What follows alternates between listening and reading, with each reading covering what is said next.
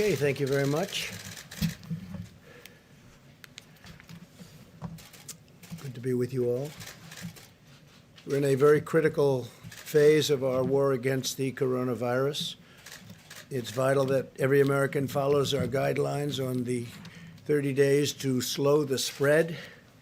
The sacrifices we make over the next 4 weeks will have countless American lives saved. We're going to save a lot of American lives, and we're in control of our own fate, very much so. Maintaining social distance, practicing vigorous hygiene, and staying at home are your most effective ways to win the war and to escape danger.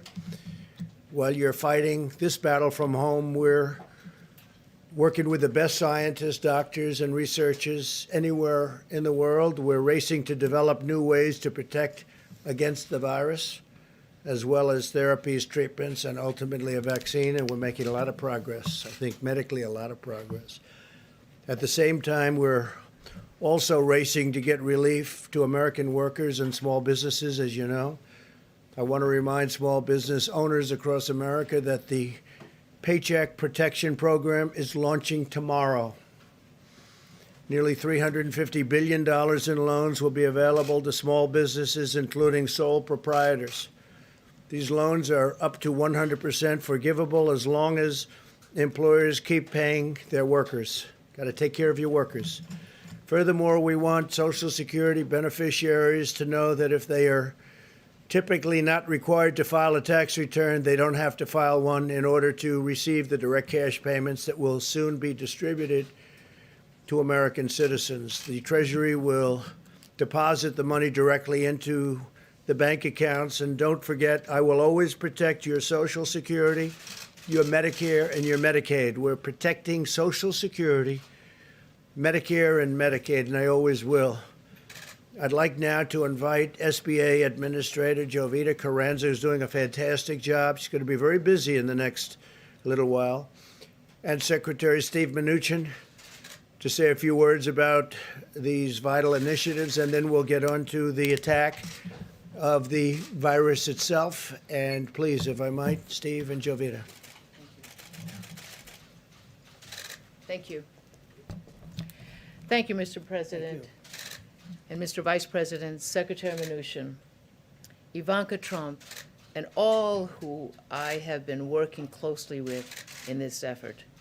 Small business is the backbone of the American economy, and the President has put the nation's 30 million small businesses front and center in the response effort, and we are working hard to get money to them quickly. This is an unprecedented effort by this administration to support small businesses, and we know that there will be challenges in the process. Secretary Mnuchin and I are working in tandem to ensure that feedback from our partners is being heard and implemented. The private and public sector must work closely together to ensure that small businesses and their workers across the country are put first. This administration believes wholeheartedly that if you are a small business, you are a critical part of the economic fabric of this country, and your viability is critical to the economic well-being of your employees. At SBA, we are working around the clock to support small businesses, ensuring that we are prioritizing emergency capital for small businesses that are suffering economic harm as a result of this unprecedented situation. This relief will help stabilize the small business sector by providing businesses with the financial resources they need to keep their workers employed and keep up with their day-to-day operating expenses. Today, I want to ensure that small businesses all over the country know about the Paycheck Protection Program and how they can benefit from this. Simply put, the Paycheck Protection Program is to help keep employees on payroll and small businesses open. SBA will forgive the portion of the loan that is used toward job retention and certain other expenses. We are working closely with lenders so that businesses can go directly to their local lenders. Paycheck Protection Program is in addition to substantial work that the SBA has and will continue to do to help small businesses, including providing advances on SBA disaster loans and forgiving existing SBA loan payments over the next 6 months. Additional details on these critically important programs can be found at sba.gov, and we will be updating these resources regularly. Our hearts go out to those affected by this terrible virus. Our communities around the country are stepping up, and we will get through this together. At SBA, we know that every phone call, email, or application submitted has a small business owner, their employees, and the communities they support are on the other side. Our most important objective is to allow small businesses to keep their employees on board and keep their businesses viable through this unprecedented disruption. I want to reiterate the importance of patience in this process as we work together to ensure that businesses are able to access needed credit. We will continue working around the clock as we've done with our federal and private sector partners, expanding capacity and working to make our systems as robust as possible to meet the needs. Thank you, Mr. President. Very good. Thank you.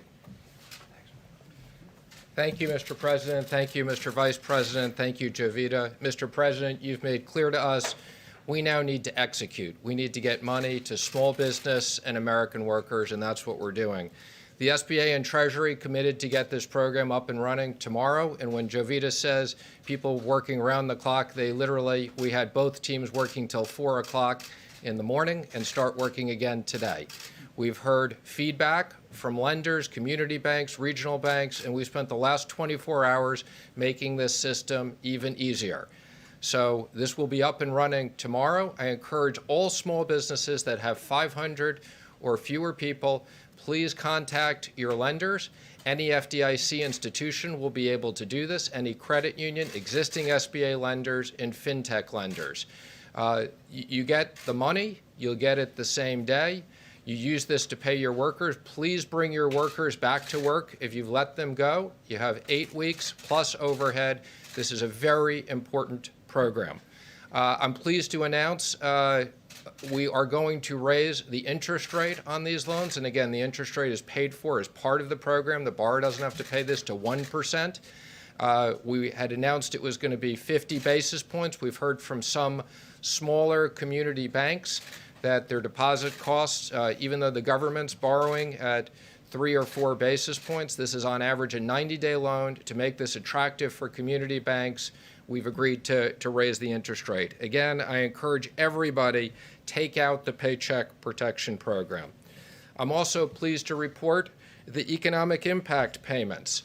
I had previously said this would take us 3 weeks. I'm pleased to report that within 2 weeks, the first payments will be direct deposit into taxpayers' account. And as the President said, last night the President authorized me to say that anybody that has Social Security recipients won't need to file a new tax return, and we'll have that. If we don't have your direct deposit information, we'll be putting up a web portal so that you can put that up. It is a very large priority. The President has made clear we want to get this money quickly into your hands. I'm also pleased to report that we continue to work closely with the Federal Reserve. We're in the process of designing a new facility that we call the Main Street Lending Facility. We're also looking at facilities for state governments as well. And I'm also pleased to report the Employee Retention Credit. It's up and running. The first $10,000 of wages, you get a 50% credit. That's $5,000 per person. For everyone who's kept someone, you can immediately get that money. You can deduct it from what you owe the IRS immediately. If you don't owe us money, you'll get a refundable tax credit. So that is up and running. I'm also pleased to report we have the program up and running. We're taking applications from the airlines, from the cargo companies, and from national security companies. So thank you very much, Mr. President. Thank you, Steve. For Jovita or Steve, any questions, please? Yes. Mr. Secretary, Chase Bank sent a letter to its business clients today saying that they don't have the necessary guidance from the SBA, from the Treasury Department, to be able to accept loan applications starting tomorrow. The need is clearly enormous, but at least one major bank says they're not fully empowered yet to be able to help their Well, customers. as I spoke to all the CEOs yesterday, I had a conference call with them. We got very good input from them on what they needed. As I said, people were working till 4 o'clock. I believe we just put up the Federal Register with the new guidelines for lenders.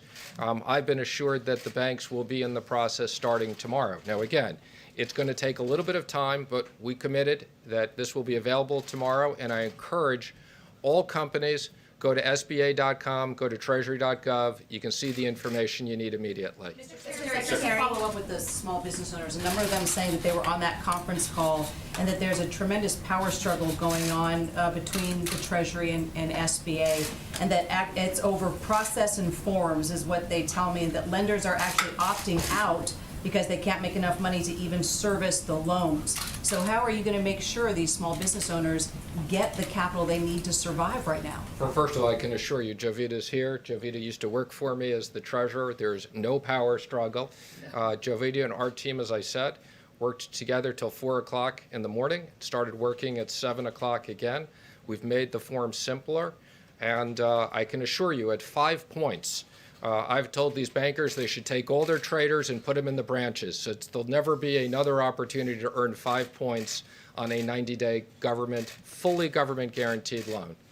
And those checks right into direct deposit, IRS now saying it could take 4 to 5 months. You're saying 2 weeks. Let me be clear. I don't know where you. solid- Let me be clear. I don't know where you're hearing these things. I told you this would be 3 weeks. I'm now committing to 2 weeks. We're delivering on our commitments. The IRS, which I oversee, within 2 weeks, the first money won't be in people's account. Yeah, just to follow up on that, I think the question is not about the first checks. For folks who have direct deposit, it sounds like those will go out pretty quickly. The question is then for folks who don't have direct deposit, and there was a staff Sure. memo that was released by the House Ways and Means Committee today saying that that process could take up to 5 weeks. That takes you to mid-August. Is that how long it's going to take? That is not going to Or 5 take months, five. I'm sorry. Again, let me just say, when Obama sent out these checks, it took months and months and months. I am assuring the American public they need the money now. What we're going to do is, again, if we have your information, you'll get it within 2 weeks. If you're Social Security, you'll get it very quickly after that. If we don't have your information, you'll have a simple web portal. You'll upload it. If we don't have that, we'll send you checks in the mail. How many checks can you process a week, though? How many checks can you? Again, we can process a lot of checks, but we don't want to send checks. In this environment, we don't want people to get checks. We want to put money directly into their account. What about those Thank you, Mr. automatic Secretary. now? This is for, I guess, both you and the administrator. There have been some anecdotal reports that business people trying to get access to the online site to submit the applications. The website's been crashing. I've heard of webinars going offline because there's just too many people on them. So how are you guys going to be ready, tomorrow to get these loans out? We've brought in a lot of external resources at SBA and us to make sure there's additional capacity. As I said, we heard a lot of good feedback yesterday to simplify this process. It's going to be up and running. Now, let me just be clear. That doesn't mean everybody is going to get their loan tomorrow, but the system will be up and running. We encourage people over the next week, sign up. You can go on, right now, you can go on the web, see what information you need. Very simple process. Mr. Secretary, on a separate subject, have you been in touch with Leader McConnell and Speaker Pelosi about their differences right now about another stimulus package? I've spoken to the leader. I've spoken to the speaker. I've spoken to the president constantly.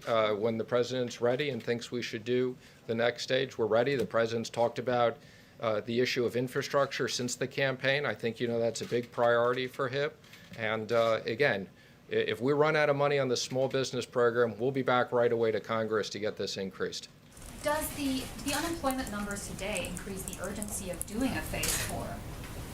Well, let me just say, we're going through something that we've never done before, where the government has shut down big parts of the economy because of health reasons. Our economy was in great shape. Our companies were in great shape. There are 3 ways that Americans are going to be protected. For small business, they'll get paid by their business through this program. The direct deposit. There's also enhanced unemployment. So we realize, unfortunately, there are a lot of companies that, because they aren't in business over a short period of time, again, we're working with the states on enhanced unemployment. And as soon as the medical professionals and the president give the all clear, we're going to have a ton of liquidity. We have about $6 trillion. This has never been done between us and the Fed to put into the economy to support American workers and American business. Secretary, in addition to the jobless numbers we saw today, Phase 3 was signed before the social distancing guidelines were extended for another month. So what additional relief are you going to give to Americans as they stay out of work for all these extra weeks? I mean, what are you waiting for? Well, in designing this program, we thought that we had liquidity for about 10 weeks, and that's what we've designed. And again, I think the President's been very clear. If we need to go back to Congress to support the American economy and American workers, we will be doing that. Mr. Secretary. Secretary Mnuchin, House Speaker Nancy Pelosi has formed a select committee to oversee the distribution of recovery funds, and she says she wants to make sure that those funds are wisely and efficiently spent. Do you think that select committee is something that's necessary? I don't. I mean, you know, both parties wanted us to have oversight, wanted us to have transparency. We have full transparency. We have a oversight committee that the speaker gets to pick someone, the leader gets to pick someone. I believe there's 5 people on it. And again, that committee will review the money that we're spending. And again, we support full transparency. Taxpayers should understand how we're going to support this economy and jobs. Mr. Secretary, Senator Murkowski has asked you to consider providing loans to energy companies under the CARES Act, the Phase 3 bill. What are your thoughts on that? Would you consider providing those loans to energy companies? So thank you, and let me clarify. I have very limited ability to do direct loans out of the Treasury. I can do them for passenger airlines, cargo airlines, contractors, and national security companies. Outside of that, we work with the Federal Reserve to create broad-based lending facilities, which we will do. So our expectation is the energy companies, like all our other companies, will be able to participate in broad-based facilities, whether it's the corporate facility or whether it's the Main Street facility, but not direct lending out of the Treasury. A question for clarity about the direct payments to Americans. For those folks who don't have bank accounts, who don't have direct deposit information on file with the IRS, how long would they have to wait for their check? Well, for people who don't have direct deposit, again, we'll have an easy way they put it up. We can, on a rolling basis, I think, you know, within a couple of days when they give it to us, we'll send the money out. We do realize there are people who are underbanked. And again, we're working with all the digital companies, prepaid debit cards. We're working with all of them to make sure we have a process that every American gets their money quickly. This money does people no good if it shows up in 4 months, and we will deliver on that promise. So quickly is a matter of weeks then, perhaps, not months. Quickly is a matter of weeks and not months. That's correct. Would you consider a In the back. moratorium on? Go ahead. Mr. Secretary, one area where you can make direct loans is to the airlines. How much do you expect that the Treasury Department and the federal government will be involved in overseeing the operations of airlines as it pertains to which routes get cut back, how much they operate, what they do about their employees, and the like? So there are very strict requirements that's built into the bill. Again, this was a bipartisan requirement. One, anything we do with the airlines, they have to maintain substantially all of their employees. So again, any money that we provide them will go to pay their employees.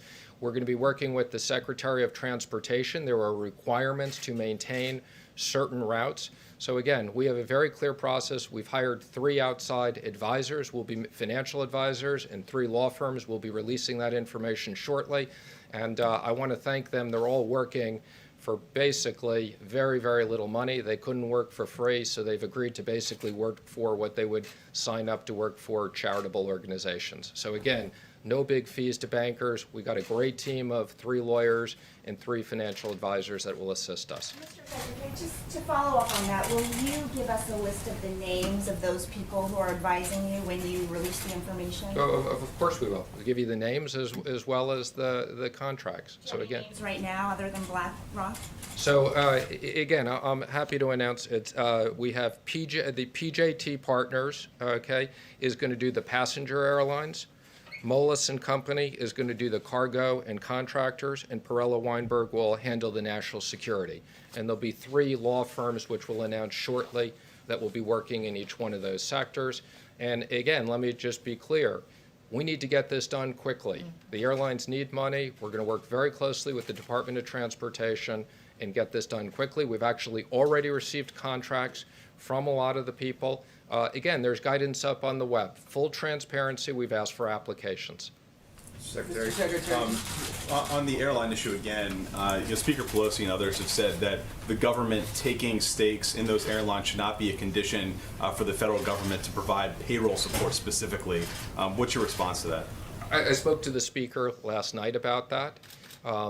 This was something that was highly negotiated between the Republicans and the Democrats. The president was personally involved in this. He was on the phone with us many times. Mitch McConnell, Mark Meadows, senators on both sides. There is a specific line in the bill that says that the secretary, meaning me, will determine proper compensation. So this is not a bailout for the airlines. And I will be working, once we get our advice from our financial advisors, we get the applications from the airlines, I'll be working very closely with the president, and we'll make sure that we strike the right balance, not a bailout, taxpayers get compensated, but these airlines, these are national security issues. We want to keep our airlines intact. Mr. Secretary, just more broadly, perhaps for the administrator, if not for you as well, some small businesses, restaurant owners, for example, are finding that laying off their employees so that they can start collecting unemployment is better both for them as business owners and for their workers. What incentives do they have right now to keep their employees on the payroll if no one's coming into their restaurants?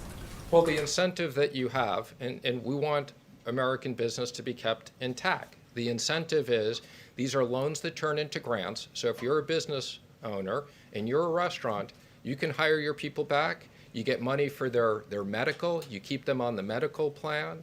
You get money for your rent. You get money for your electricity. So you're motivated. We want you to have a business that you can reopen quickly when it's appropriate. So this doesn't cost the business owners anything. You know, when people talk about, I can't imagine any American worker who had a job, is offered to keep their job, isn't going to want to have it. And let me just be clear, we've also talked about this unemployment issue. You can only get unemployment if you don't have a job. So unemployment is intended for those people that are some of the mid-size or larger businesses, and we're very sympathetic to this, that these companies can't afford. And for those people, the enhanced unemployment will be a significant benefit. But we want to make sure 50% of the American workforce is small businesses under 500 people. The president, the vice president, the administrator, and I want to make sure this part of the economy is ready and intact when we're ready to reopen. Question for the administrator, if I may. Is there a certain category of small businesses that you're most concerned about? Restaurants, hair salons, things like that?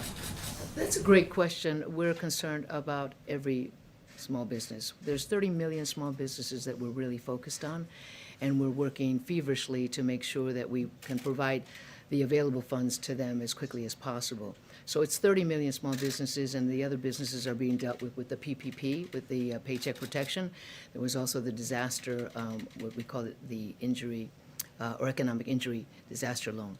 And then there was an advance associated with that particular program as well. So to answer your question, we're concerned about all businesses. And as the Secretary indicated, we're looking at employees being ready, not lost in this process. We want businesses to stay intact because they represent half the GDP. So if we spend $1 trillion to support 10 trillion or 11 trillion, I think that's a significant investment, and that's what we're focused on. Is there a certain segment that you think is particularly vulnerable? Hang on, I just want to make one comment for explanation because I want to make sure everybody out there understands this. If you're an independent contractor, if you're a sole proprietor, you're eligible for this as well. Now, that program won't be up and running until next week, but again, this is a very broad definition of small business. So if you're an independent plumber, if you're an independent contractor, you're covered under this program. Slightly more complicated, you have to come into your bank and give them more information, but starting next week, that part of the program will be up and running. Also, charities. Charities as well, very important. The Vice President and President make sure that we covered small charities in this. Does that include churches and religious nonprofits?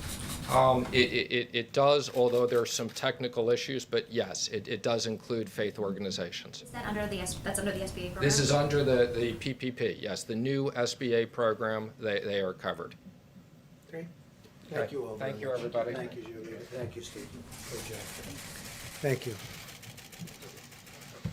Okay, so that begins right away, and they start handing out checks, and a lot of people are going to have their businesses built back up quickly, I hope. And we'll see. Complicated, big, small business is actually big business. So I thank them both. And please, good. We have some great gentlemen.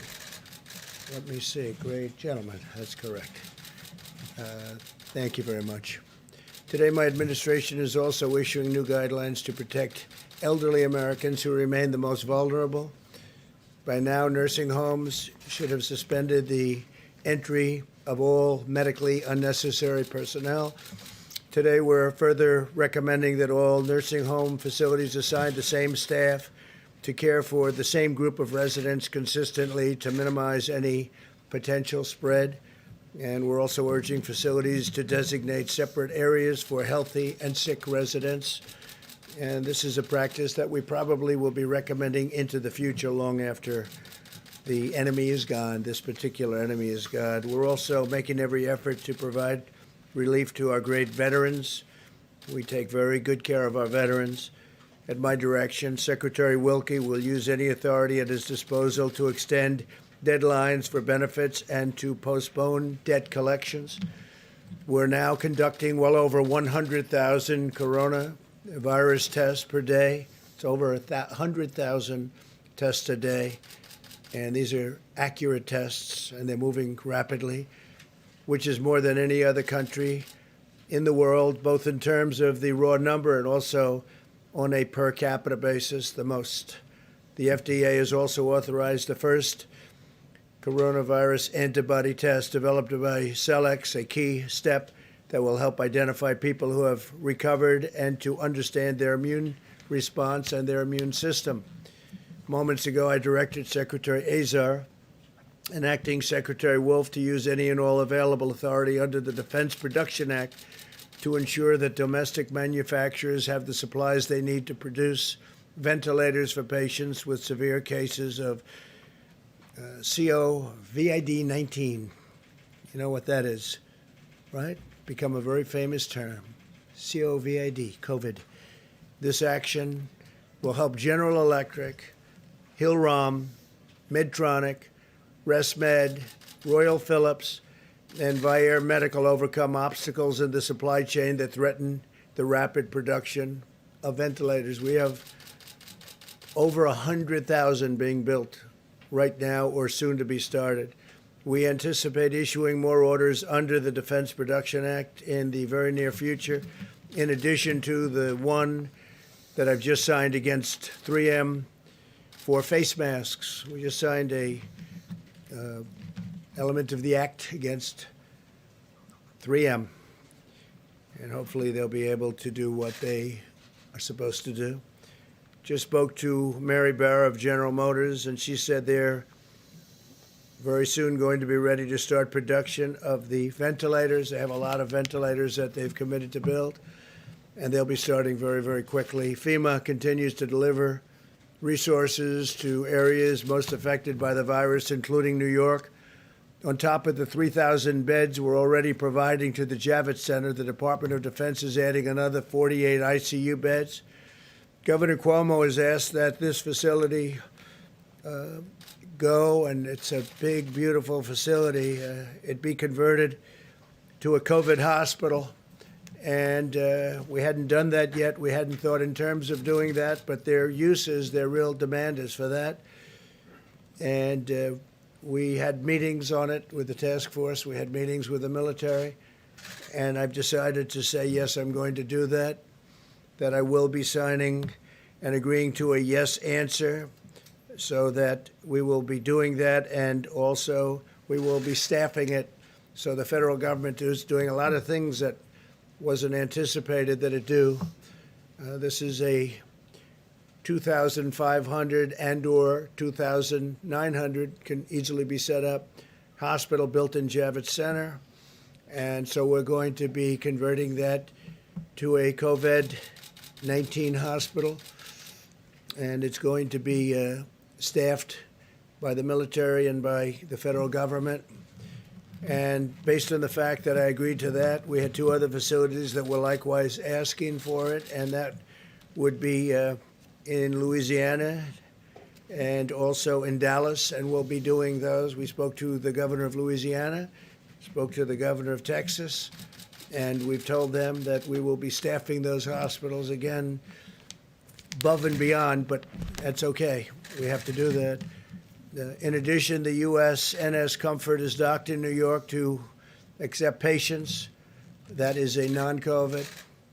To date, FEMA has delivered more than 4 million N95 mask respirators. And think of that, 4 million. Don't forget, we're a secondary source. The states are doing it, and we're backing them up, but we've gotten 4 million N95 respirators, 1.8 million surgical masks, 460,000 face shields, 1.4 million gloves, and 4,400 ventilators just to the city and to the state of New York. And some of them now are being sent. I spoke with both Governor Cuomo and Mayor de Blasio a little while ago, and some of them are being sent to the city. All of America stands with the people of New York in this time of need. It's definitely a hot spot, but we have other hot spots also, and we're taking care of them very, very strongly, very powerfully. We have the finest people in the world in those locations, and I think the federal government has not only acted early, but acted quickly, professionally. There's no people like this. Doctors, nurses, first responders, and other healthcare providers who want to help New York at this critical time should visit website nyc.gov/help-now. nyc.gov/help-now. They need help now. They need people to help them. We have great facilities, and we've built some brand new facilities, big ones, but we need help. We need help for professional people. So if you're in an area that isn't so affected, and you're a doctor, a nurse, a healthcare worker, please get to that website, and we would really appreciate your help. New York City needs it. Louisiana, by the way, needs it. Michigan needs it. Whatever you can do, those are very strong hotspots. They need help. In recent weeks, as the virus has spread and economic hardship has followed, we have seen Americans unite with incredible selflessness and compassion. I want to remind everyone here in our nation's capital, especially in Congress, that this is not the time for politics, endless partisan investigations. Here we go again. Have already done extraordinary damage to our country in recent years. You see what happens. It's witch hunt after witch hunt after witch hunt. And in the end, the people doing the witch hunt have been losing, and they've been losing by a lot.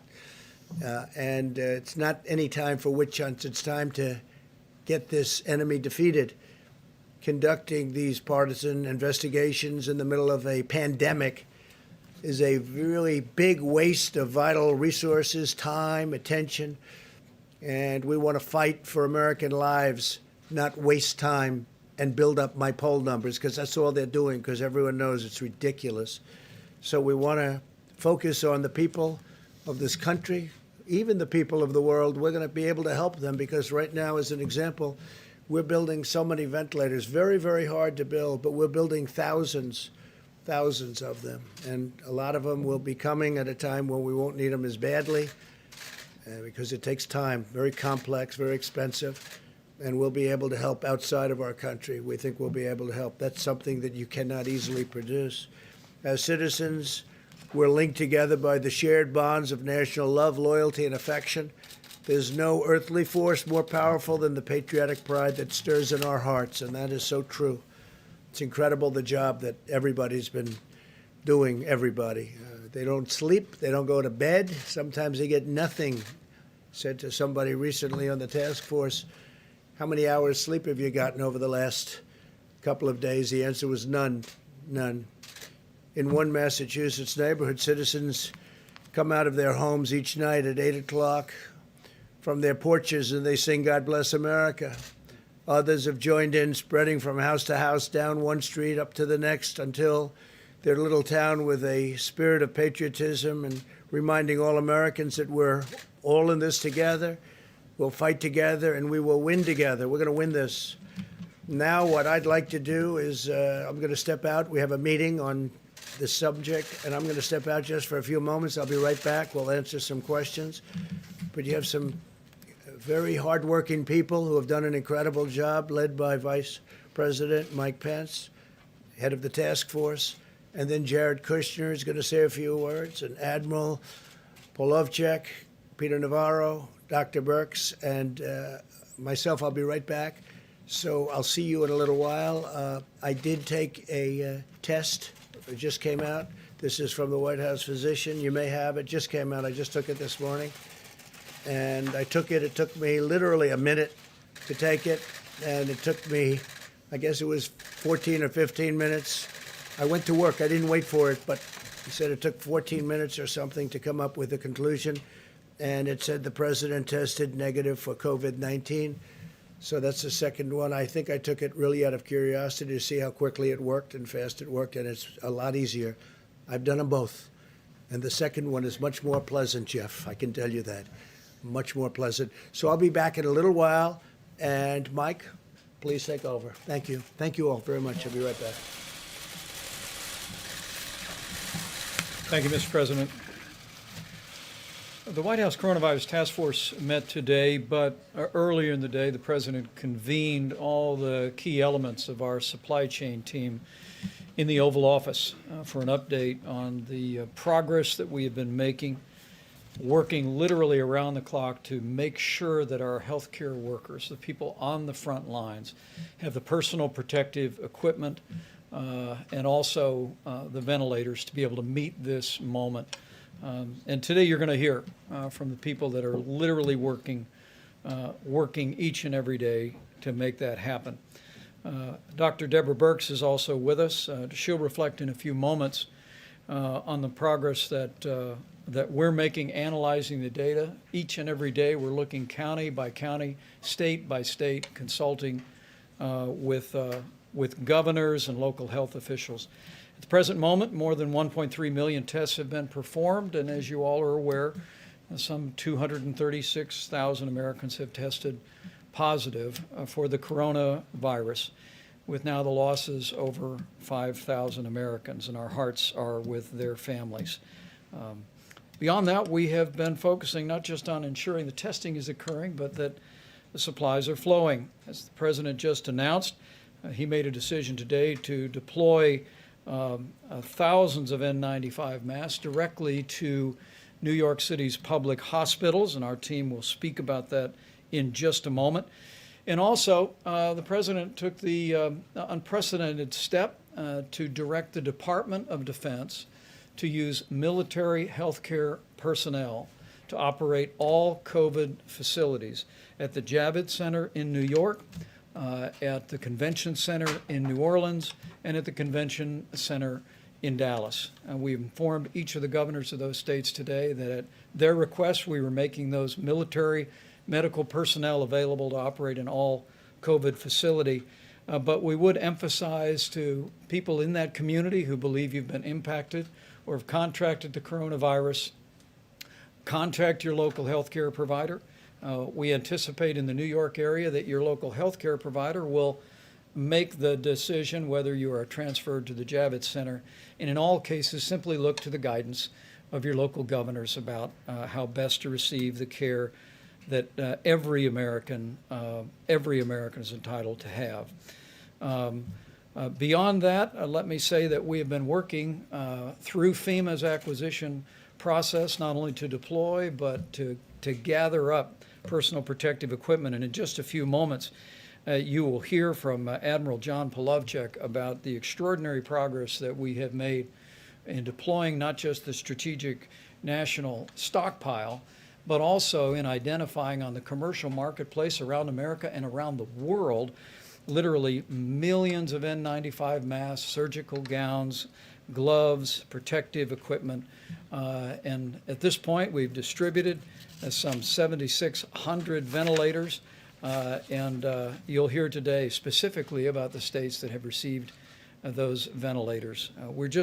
This team has truly acted in an inspiring way and literally is working with dozens and dozens of people at the FEMA Stabilization Task Force to make sure that we are leaving no stone unturned to find the supplies we need.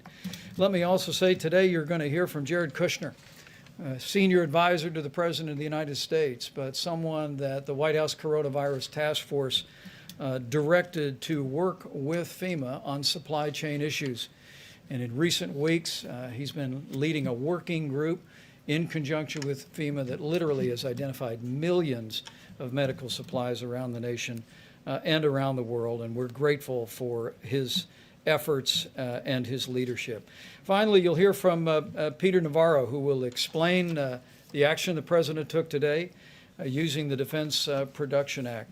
But as you hear details today about medical supplies that have been distributed, those that have been purchased, those that we're making available, ventilators distributed to hospitals, and those that are available, let me just remind every American that you can make a difference in ensuring that every patient has the treatment that they deserve, every healthcare provider, every doctor and nurse's assistant has the protective gear to provide the care that you would want your family to have by putting into practice the President's 30 days to slow the spread. I mean, we want you to take to heart the President's coronavirus guidelines for America. First, to protect your own health, to protect the health of your family, to protect the health of your community. We know so many people are asymptomatic, and people that literally don't know they have the coronavirus but have the ability to infect others. We want you to put these guidelines into practice: social distancing, using a drive-thru at a restaurant, washing your hands on a regular basis. But as we focus today on supplies, make no mistake about it, every American can make sure that our healthcare workers, and more importantly, Americans that are struggling with coronavirus, have the equipment to support their treatment by putting these principles into practice. Because the fewer Americans that contract the coronavirus, the fewer Americans will have to enter our healthcare system. And that'll continue to preserve the capacity in our healthcare economy. So we thank the millions of Americans who've responded in the first 2 days of 30 days to slow the spread. And I'm just absolutely confident that in the days ahead, every American's going to do their part for your health, your family's health, the health of your community, and to ensure the strength and vitality of the greatest healthcare system in the world.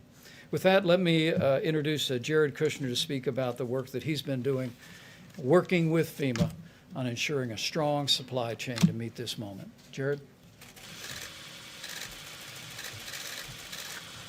Thank you, Mr. Vice President, and thank you for your great leadership on the task force. And thank you to Dr. Birx and Dr. Fauci as well. It's been an honor working with you these past few weeks. When the Vice President first asked me to help on the task force with different tasks, I asked the President what he expected from the task force and how I can best serve him and the task force.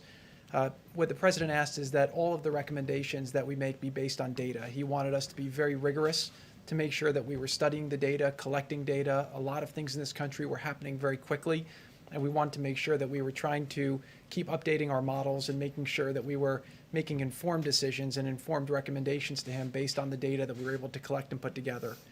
The President wanted to make sure that we had the best people doing the best jobs and making sure that we had the right people focused on all the things that needed to happen to make sure that we can deliver in these unusual times for the American people. The President also instructed me to make sure that I break down every barrier needed to make sure that the teams can succeed. This is an effort where the government is doing things that the government doesn't normally do. We're stretching, we're acting very quickly, and the President wants to make sure that the White House is fully behind the different people running the different lines of effort to make sure that we get everything done in a speed that the President demands. The President also wanted us to make sure we think outside the box, make sure we're finding all the best thinkers in the country, making sure we're getting all the best ideas, and that we're doing everything possible to make sure that we can keep Americans safe and make sure we bring a quick end to this in the best way possible and balance all the different aspects that need to be thought of while we do this. This truly is a historic challenge. We have not seen something like this in a very, very long time, but I am very confident that by bringing innovative solutions to these hard problems, we will make progress. Today, we were briefing the President earlier. He asked me to come out and talk a little bit about what we've been doing on the supply chain task force, which Admiral Plevchuk has been leading. And what he's been very impressed by is the way that we've been resourceful to find product all over the world, all over the country, and we are finding ways to solve the different problems. The president's been very, very hands-on in this. He's really instructed us to leave no stone unturned. Just this morning, very early this morning, I got a call from the president. He told me he was hearing from friends of his in New York that the New York public hospital system was running low on critical supply. He instructed me this morning. I called Dr. Katz, who runs the system, asked him which supply was the most supply he was nervous about. He told me it was the N95 masks. I asked what his daily burn was, and I basically got that number. Called up Admiral Polovchek, made sure we had the inventory. We went to the president today, and earlier today the president called Mayor de Blasio to inform him that we were going to send a month of supply to the New York public hospital system to make sure that the workers on the front line can rest assured that they have the N95 masks that they need to get through the next month. We'll be doing similar things with all the different public hospitals that are in the hotspot zones and making sure that we're constantly in communications with the local communities. One thing I will say, just based on data, is that we've been getting a lot of data from different governors and from different mayors and from different cities. One thing I've seen FEMA do very, very well over the last week or so is now we're getting real-time data from a lot of cities. People who have requests for different products and supplies, a lot of them are doing it based on projections, which are not the realistic projections. The projections change every day as we see the cases, as we see the impacts of the Stop the Spread effort that this task force recommended and the president has been pushing forward. So I do think that we'll see that hopefully there'll be impact of that, and the task force has been working very hard through the FEMA group with Admiral Polovchek to make sure that we're getting the supplies to people before they run out and making sure that we're doing it in a proper way. I'd like to just introduce Admiral Polovchek, who before coming to this, I guess still is, he's the Vice Director for Logistics for the Joint Staff. I got a call from one of the senators saying, well, why don't you put a great military person in charge of the logistics and the supply chain and the Defense Production Act? And I said, well, the president already did that. This is the best man that we have in the country for supplies and logistics. He joined the task force 13 days ago over at FEMA, and he's built a team really at the direction of the Vice President that includes people from FEMA, OMB, the FDA, HHS, the White House, and from everywhere else. And what they've done over the last 13 days has been really extraordinary. We've done things that the government has never done before, quicker than they've ever done it before. And what we're seeing now is we found a lot of supplies in the country. We've been distributing them where we anticipate there will be needs, and also trying to make sure that we're hitting places where there are needs. So I can tell you the people in the task force, they're working day and night. You've got a lot of people in the government. We recognize the challenge that America faces right now. We know what a lot of the people on the front lines are facing, the fear that they have that they won't have the supplies they need, and our goal is to work as hard as we can to make sure that we don't let them down. So I just want to thank everybody, and with that I'll introduce Admiral Polovchek, who's doing an amazing job. Thank you, Mr. Kushner, Mr. Vice President.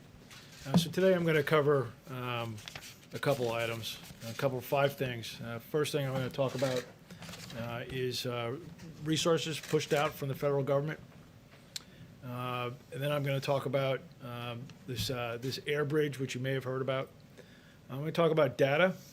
As you said, Mr. Kushner is absolutely right. We're trying to be data-driven. And then I'm going to talk a little bit about how we're trying to expand the industrial base here to meet this challenge. So the first thing I want to talk about is surgical masks. So you've quickly stated numbers here. So these, I'm about to go through several different slides to give you just scale and magnitude of federal resources that have been applied at the problem. So 27.1 million surgical masks pushed out to state governments. For N95 masks, 19.5 million N95 masks. And so if I was in a local hospital that was running short, I would look upward because the federal government has pushed out resources. So for protective gloves, 22.4 million pairs of protective gloves. For face shields, 5.2 million face shields. For ventilators, we have pushed to the states more than 7,600 ventilators, and I think as I was coming over here, that number's changed slightly. I think it's now 7,640 given to these states, to the predominantly these states. So we wanted you to have some numbers. Now, as we've indicated, we had ventilators in the national stockpile. We pushed ventilators out. We're holding ventilators to put to the point of need, but we're also buying ventilators, asking the industrial base who produces approximately, prior to COVID, approximately 30,000 ventilators a year.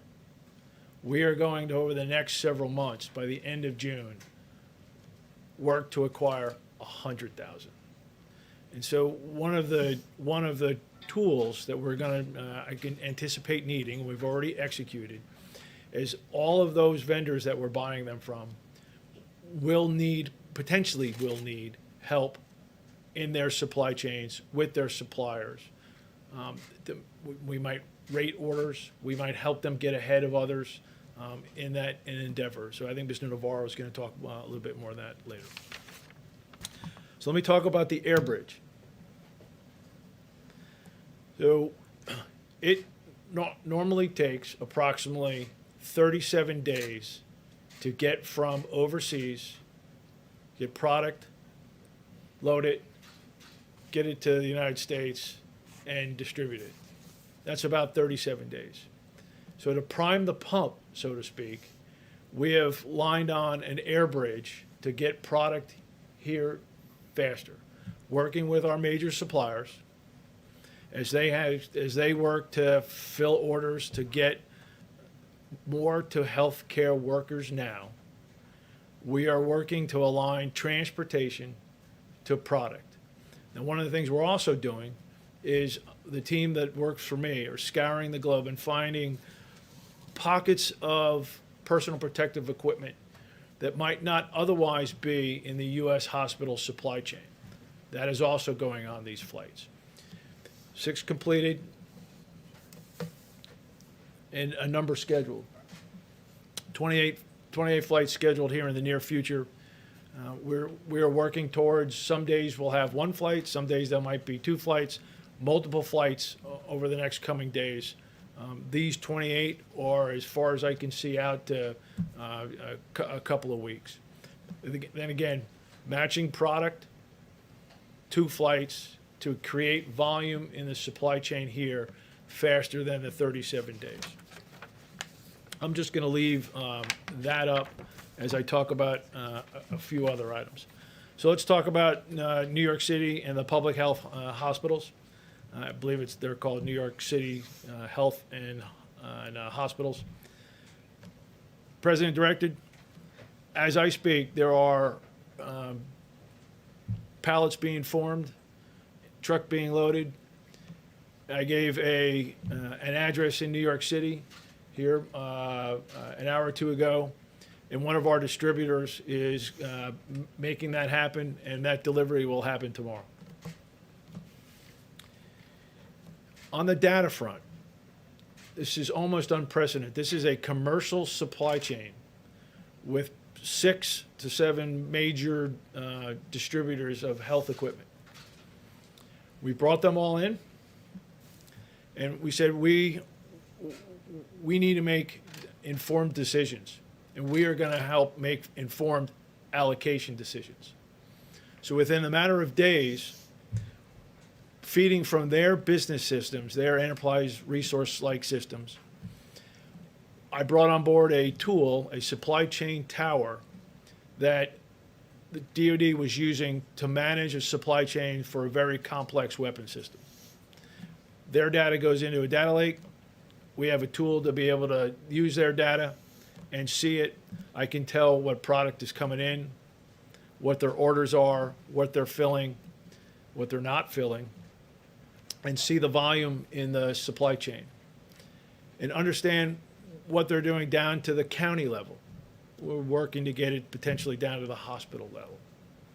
So this 200 and some odd N95 respirators, we took a look in there in the supply chain, and we said we have the volume to go do that.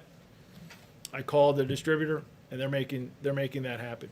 We anticipate, as the hotspots around the country, we anticipate these vendors at our direction helping them allocate product to the right place at the right time. So if I talk finally about expanding the industrial base. So the vice president was at Walmart the other day, who told him, I want to get in this game. How do I do that? So I got the call. We provided them specifications. And Walmart is going to use their suppliers to cut fabric, make gowns, sew product. But that's not always the case. We have lots of folks that want to help. I believe you will see in the coming days the use of the Defense Production Act in creative ways to help people that are not doing this today to do it. We have essentially leads. The number yesterday was 210. I believe it probably grew today, that we are working with to find how each one of those might need help to get in the game that's not in the game, to increase the throughput through the healthcare market. Again, the president gave me one task: get more to our healthcare workers now. And I took that to heart, because I have, not that I don't need that from the president to that direction to move out, but I have family in New York. My sister's a nurse practitioner in a Westchester hospital, and my niece is a nurse on a Long Island hospital. And I have other healthcare professionals in the family. So I have skin in this game, and the president asked me to get more of the healthcare workers. I'm going to get more of the healthcare workers. I'd like to hand it over to Mr. Navarro. The 200,000 is going out as we Very speak. specific about that. It'll be delivered tomorrow. Let me be clear on that, if I can. What Jared announced, what the Admiral just unpacked, is that pallets are being loaded right now to send 200,000 N95 masks to New York City, to the public health hospitals. So To the public health warehouse in New York City. all the healthcare workers, help is on the way. But based on the tools and the data you have available to you, where is the logjam? Where has it been? How have you identified that? Because think, as you say, all this, millions more PPE is going out the door. As you well know, the frontline medical workers I would answer you. not getting it. I would answer you this way: we put up a lot of numbers. I said that if you're in a hospital and you're not seeing PPE, I would look up to the state level first. From governors We sort of aren't saying they seeing- can't get the medical equipment that they need. And the that we reason don't for have. that is because according to governors, and also by the fact that we haven't seen any numbers up there about what is going to the private sector, can you tell us what percentage of the supplies on these large cargo planes are going to private companies versus FEMA versus the So- states? so FEMA's, Is it 80%?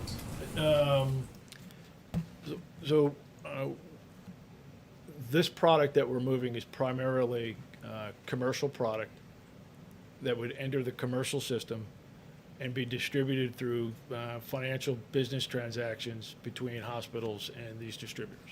So just to clarify, that explains why states say they're bidding like they're on eBay, because the supplies are going to the private sector, and then they have to go there to get the supplies. That's normally how things work, right? So I'm not here to disrupt a supply chain. So look, these 6 distributors, 6, 7, they have 600 to 700 warehouses.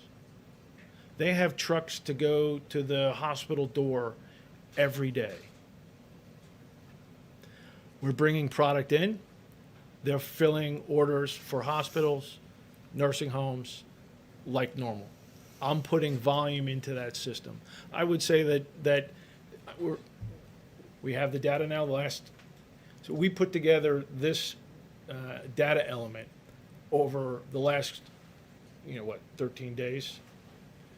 Get the people in, look at the problem, build this. I am now seeing truth about what's in the supply chain, and I would say that there's been some abnormal behavior. Okay? Yes, thank you, Admiral. House Oversight Committee Democrats say that FEMA officials told them that the ventilators that the government has ordered won't be ready until June, which is well after the expected peak. Will the Defense Production Act memo signed today do anything to speed that up? Yes, I will. Mr. Navarro will talk about that. We're online to receive several thousand ventilators in the month of April and several thousand more ventilators in the month of May, ramping up to a big number in June. Again, you going from an industry that produces about 30,000 annual to a very big number. Are you confident that the system means the states with the greatest need are getting the supplies? Yes. So because a lot of governors are saying that they can't get what they need, and different states have more pressing urgency, obviously, depending on the case load. So we marry up. We're marrying up where CDC, where the demand for COVID is, to what's in the commercial system.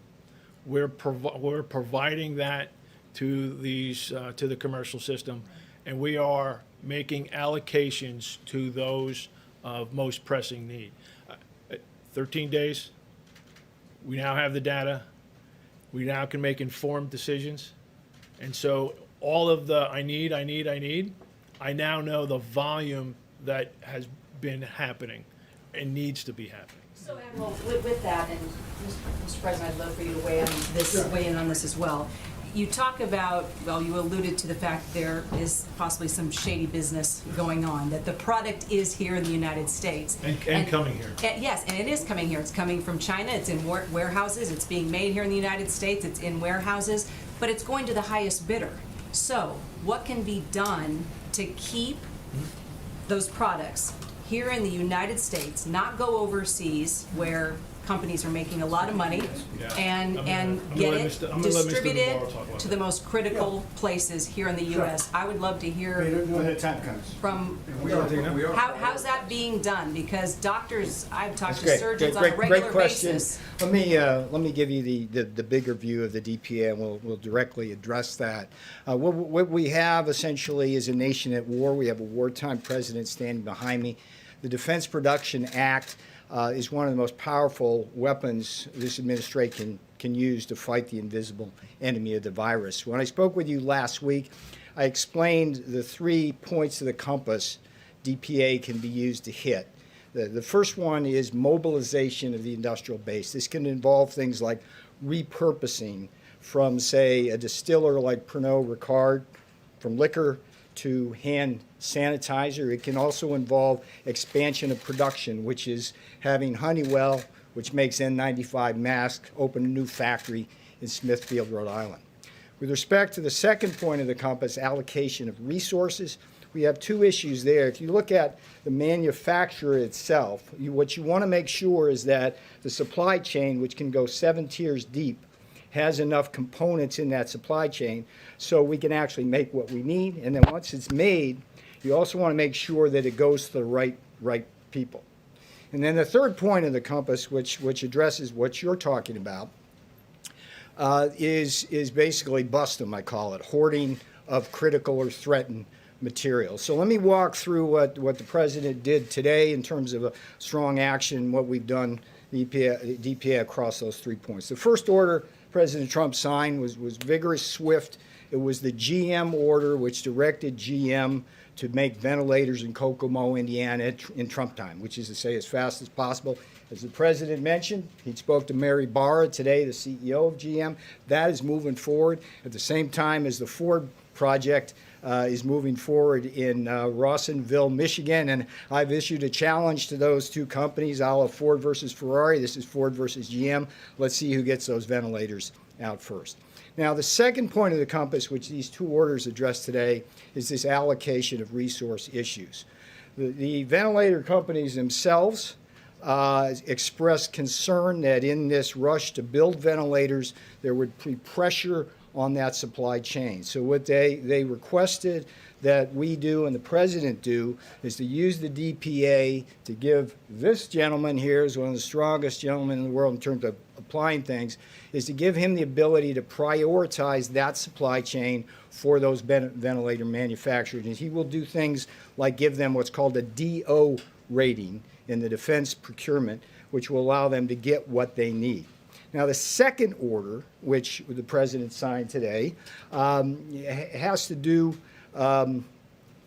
with the other part of the equation, which is once they make the stuff, okay, where does it go to the right folks? And this is a 3M order. And to be frank, over the last several days, we've had some issues making sure that all of the production that 3M does around the world, enough of it is coming back here to the right places. So what's going to happen with the signing of that order in Trump time is we're going to resolve that issue with 3M probably by tomorrow close of business, because we can't afford to lose days or hours, even minutes in this crisis. Now, the third part of the compass, the third point there, this gets to the hoarding issue. The president stood up here with he's the commander-in-chief, but we have a sheriff in town too, Attorney General Barr. And he stood up here with Attorney General Barr, and Bill Barr said, I'm going to go out and bust him. And guess what? 3 days ago, DOJ went into a warehouse in Jersey, grabbed PPE, and the beauty of that wasn't only seized, but within hours it was turned around and given to healthcare professionals in New York and New Jersey. That's a beautiful thing. That's a beautiful case of using the DPA. Now, what's going to happen tomorrow is the president's going to sign another order, which is in the works. This is interesting. There is a black market springing up, which you have described, where we're having people bid against each other. Brokers come in. They're bidding and bidding on all this different PPE. It's driving the price up. And guess what? You know where it's going? The domestic sources here are being exported. When President Trump heard about that, he said, that's not going to happen anymore under my watch. So tomorrow we're bringing that order, and what's going to do is it's going to empower Customs and Border Protection with the help of people like the Post Office and express mail consigners like UPS to basically deal with that issue. So we are going to crack down unmercifully. And I would say to the hoarders out there, the brokers who are trying to make money off the misery of people in this country or around the world, that's got to stop. And if you've got inventory, what you need to do is pick up a phone and not call somebody out around the world. You call FEMA and say, we got some stuff, we'll give it to you at a fair price, and be done with that, because that stuff has absolutely got to stop. So that's hang on. So that's what we're going to be looking for, and when we hear cases like this, we're going to aggressively issue order after order to crack down on it. Now, this is not my role to take a bunch of questions, but let me tell you one other thing before I leave the podium. It's a story which I'd love to share with you today, because this again illustrates one of the key principles of this president and this vice president, which is to wed the full force of the federal government with the full power of private enterprise. And just 2 days ago, we at the White House got an urgent SOS from the chief of police of the New York Police Department. And they are in a situation now, because of the strain on their resources, where personnel such as their homicide detectives were having to go on into houses and deal with COVID issues without protective gear. Now, the beauty of this president is, because of his leadership, we were able to solve that problem in 2 phone calls. 2 phone calls. The first one went to Phoebe Novakovic at General Dynamics. Phoebe, can you call Tom Kennedy at Raytheon? I need you guys to basically scoop up all the Tyvek suits you can, and find any gloves you can. This president, under his leadership, and the voluntary efforts and the pride and patriotism you talked about earlier, that we had 4,000 Tyvek suits delivered to the New York PD within 16 hours. That's a new record in Trump time. At the same time, a second phone call was made to Tara Engel at Pernod Ricard and Laura Lane at UPS. They were on the same phone call, and I said, Tara, Laura, we got this issue. They need hand sanitizer. Literally, within 2 hours, we had 50-gallon drums, 6,000 gallons of hand sanitizer on a UPS truck heading up to the NYPD, and it probably arrived today with a promise from Pernod that they will continue to supply the NYPD throughout the course of this crisis. So this is a beautiful thing that America is rallying to. We are becoming a stronger, more united nation, and I couldn't be more proud of this president, this administration. These guys up here are doing a heck of a job organizing the supply chain. And my promise to you is that the president is going to use that DPA to make sure that the American people, particularly our healthcare professionals, get the PPE, the medicines, everything we need. So let me stop there. I don't think it's my place here to field a bunch of questions. Good job. Thank you. Okay. What's the status of the Buy American executive order? Go ahead. Go ahead. Answer. Sure, you go ahead. Okay. Come here. Come here. One of the things that this crisis has taught us, sir, is that we are dangerously over-dependent on a global supply chain. For our medicines, like penicillin, our medical supplies, like masks, and our medical equipment, like ventilators. We have right now, as we speak, over 50 countries have already imposed some forms of export restrictions in their country against the rest of the world. And what we're learning from that is that no matter how many treaties you have, no matter how many alliances, no matter how many phone calls, when push comes to shove, you run the risk as a nation of not having what you need. And if there's any vindication of the president's Buy American, secure borders, and a strong manufacturing base philosophy, strategy, and belief, it is this crisis, because it underscores everything that we see there. So the Buy American order, which is going through process, would do a couple things. It would simply say, not during this crisis, because we don't want to disrupt anything. I want to be really clear about that. But going forward, after this is over, the VA, DOD, HHS, and this government buys American for essential medicines, our medical countermeasures, and the medical supplies and equipment we need. At the same time, it will deregulate so we can get the FDA and EPA to facilitate domestic manufacturing, and then innovate. Because the key here is having advanced manufacturing on U.S. soil that can leapfrog other countries so we don't have to worry about competing against cheap sweatshop labor, lax environmental regulations, different tax regimes, and the massive subsidies of foreign governments who are actually directly attacking our industrial base. So be patient with that, sir. The other priorities we have right now are the DPA and what the task force is doing. But if we learn anything from this crisis, it should be never again should we have to depend on the rest of the world for our essential medicines and countermeasures. And by the way, we've cut them out also, to be honest. We've stopped orders going from certain places. And in a couple of places, like we had a big order going to Italy on important outfits and some ventilators, and it was going to Italy. They made the order a long time ago. And I said, you got to let it go. They had an order, and I could have cut it. Under the act, I could have cut it. I said, nope, you can't do that. You got to let it go. You know, they have big problems.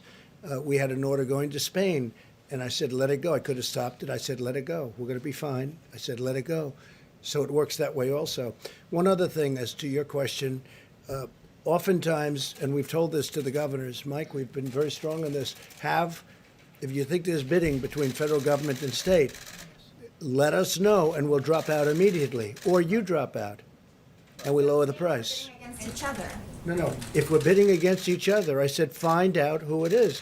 And usually they know. Everyone knows. And we're notified, and we get notified, and we'll either drop out or they'll drop out. But we have another problem. There are 151 countries out there beyond the states. There are 151 countries that have this problem, and they're ordering too. It's really a mess. Now, in a little while, the hardest thing to get are the ventilators because they're, it takes a while to build them. And we have thousands of them being built right now. In a little while, they'll be worth about $5. But right now, they're very valuable. And we're going to have a lot of them being shipped. In fact, that's why General Motors called up before Mary. That's why others called up. 2 days ago, they called up that they're all in production. And they're starting to arrive in a week and a half. But there'll be a time when we're going to build stockpiles. By the way, the states should have been building their stockpile. We have almost 10,000 in our stockpile, and we've been building it, and we've been supplying it. But the states should be building. We're a backup. We're not an ordering clerk. We're a backup. And we've done an unbelievable job. Like, for instance, who ever heard of a governor calling up, "Sir, can you build us a hospital of 2,500 rooms?" And we built it. "Can you build us 4 medical centers?" We built it. "Can you deliver a ship, a hospital ship, with 1,000 rooms?" And we did it. And we did it in Los Angeles, too. We've done an unbelievable job. These people, and thousands of people behind them. But we're a backup. Ideally, those hospitals would have had all this equipment. Ideally, those states should have had all this equipment, and I think they will the next time. You know, you heard the case where thousands of ventilators could have been had at a very inexpensive price 3 years ago, and a certain state decided not to exercise that right because they wanted to build a road or they wanted to build something else because it's big money. You're talking about, I think it was $1 billion, but you're talking about a lot of money for something that may never happen. Because normally on a ventilator, other than a pandemic or an epidemic, you wouldn't need anything like this. Hospitals have 3 ventilators, big hospitals, and they get by with it. And now they want thousands. I mean, they want thousands of ventilators. You call up a governor and they'll say, "Sir, could you send us 40,000 ventilators?" Nobody has ever heard of a thing like this.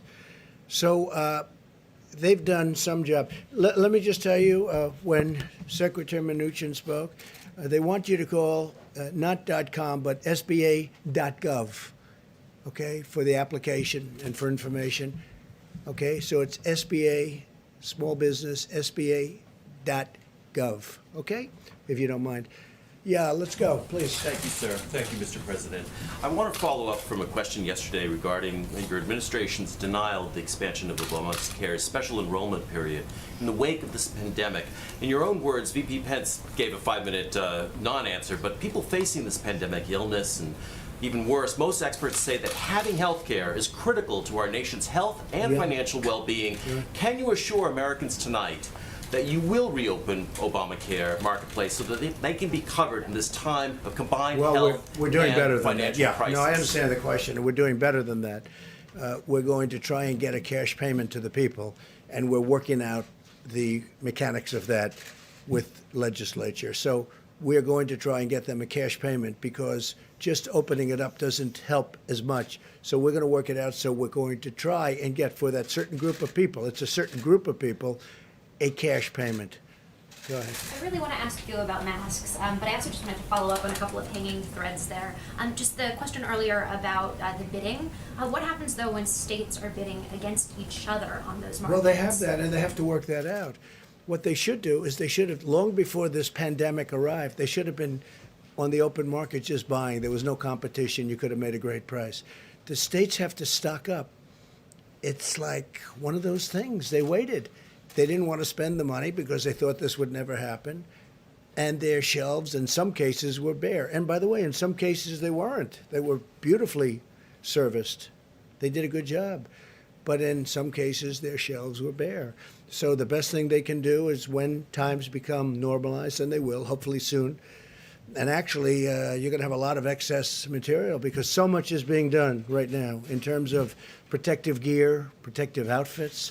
A lot's being done. It's going to be, within 6 months, it's going to be sold for the right price. They got to stack up for the next time. But we are doing that, and the Admiral has done a fantastic job. Senator Schumer wrote a letter today, and he says, "You should put a military man in charge." I said, "Well, Chuck, if you knew a little bit more, we have one of the most highly respected people in the military, the Admiral. This is what he does, too, very professionally, and he's in charge." But Chuck didn't know that. Okay, Jeff first. Mr. President, you tweeted this morning about your call with Saudi Arabia's MBS. We've had some people say that the figures that you cited between 10 million and 15 million barrels per day is not what they're agreeing to. Can you be more specific about what? I don't know what they're agreeing to. I think they might agree to more than that. Look, Russia. Did he tell you that, sir? Russia, yeah, he did say that actually. Russia talked about 10 million barrels. Russia and Saudi Arabia are fighting over this, and as everybody knows, it's really killing an industry, hurting Russia badly, hurting Saudi Arabia badly. I said, this is an easy one. It should be an easy one. And it may be 10, and it may be more than that. I was actually told it may be 10, as I told somebody before. It may be 10, and it may be more than that. Maybe it's 15. Maybe it goes up to 15. Could be as high as 15. And, there's a tremendous oversupply right now. That industry was oversupplied before the virus. And when the virus came along, they lost 35-40% of the world. And there's an unbelievable, you can't get a ship now. Every ship is loaded to the gills, sitting out someplace in the ocean. They're storage tanks. They're not even ships. They're storage tanks. So it would be great for Russia. It would be great for Saudi Arabia. I hope they make that deal, but that's what they told me. They said I think it'll be hopefully soon. I think hopefully they'll announce something soon. Now, can a deal be broken? Can something happen where it doesn't happen? I guess. In which case there's another alternative. But I'd rather not see that other alternative. I hope they can make a deal. I think they both want to make a deal. And they're both smart. They love their countries. They want to make a deal. It's good, but it's also good for the world if they do, because you save an industry. Yeah, please. Go ahead. Go ahead, in the back. What do you mean by cash payments? I'm going to let Mike, because we went over this very specifically, and I'll let you talk about it, Mike, because you responded last time. Right. Thank you, Mr. President. As I said yesterday, the President's put a priority on ensuring that no American has to worry about the cost of coronavirus testing, and we've been working every day to make sure that Americans don't have to worry about the cost of treatment. And at this point, the White House Coronavirus Task Force is working on a proposal for the President to use some of the $100 billion that we're making available to hospitals to compensate the hospitals directly for any coronavirus treatment that they provide to uninsured Americans. We're working out the details of that. The President will make a final decision tomorrow. We expect an announcement, but the President's made it very clear. We don't want any American to worry about the cost of getting a test or the cost of getting treatment. And we've expanded coverage through Medicaid. We've expanded coverage through Medicare. Health insurance companies around the country, including Blue Cross, just today announced that all of their members will be waiving all co-payments on coronavirus treatment. But for those some 30-odd million uninsured Americans, the President has directed the Coronavirus Task Force to find a way to make sure that they know we will find a way to pay for your coronavirus treatment, and the President will be addressing that and announcing that tomorrow. Mr. President, a point of clarification and then a follow-up question. Yesterday you said that you spoke to Florida Governor Ron DeSantis before he issued his stay-at-home order. Did you advise him to issue that order? No, but I talked to him about it. And he wants to do what's right for the people of Florida. He's been a great governor. You could see that just by his popularity, which is extraordinary. We're proud of him. He's done a fantastic job, and he made the decision. But we spoke before he made the decision, yes. And he had also said that he is considering putting people who are suspected of having coronavirus or who have tested positive for it in isolation centers, and that he could potentially use hotels. No, that I haven't. So he hasn't consulted with I you. haven't heard that. Yes. Thank you, Mr. President. Ebony Bowden from the New York Post. A few hours ago, Mayor de Blasio, the mayor of New York, said that New Yorkers leaving their homes should wear masks. They should also wear masks when they're with other people. Are you considering that kind of recommendation on a federal level? And if you are, how would you prevent a rush on N95 masks? Well, I think they're going to be coming out with regulations on that, and if people want to abide by them, frankly, I don't think they'll be mandatory because some people don't want to do that. But if people wanted, as an example on the masks, if people wanted to wear them, they can. If people wanted to use scarves, which they have, many people have them, they can. In many cases, the scarf is better. It's thicker. I mean, you can, depending on the material, it's thicker. But they can do that if they want. Now, a recommendation's coming out. We'll see what that recommendation is. But I will say this, they can pretty much decide for themselves right now. Would that be Nationwide, and can I also just Nationwide. ask, maybe nationwide, not just for hotspots, and then maybe this is best for Dr. Birx, but we've heard some differing guidance here. The WHO, even the Surgeon General have talked about various studies that show that masks, in addition to maybe not even being helpful to protecting people, may actually increase the rates of illness because people touch the masks and they touch themselves. Sure. Can you talk a little bit about just the All right, evolution of maybe the I will thinking on ask this? Dr. Birx. And you might mention that other point also. Yeah. No, thank you. So I hope you got from the conference today that we're triangulating data that we know from the case numbers, the testing numbers, the supply chain numbers to create an integrated picture so that we can really support hospitals in their needs. And I think that level of granularity is really critical.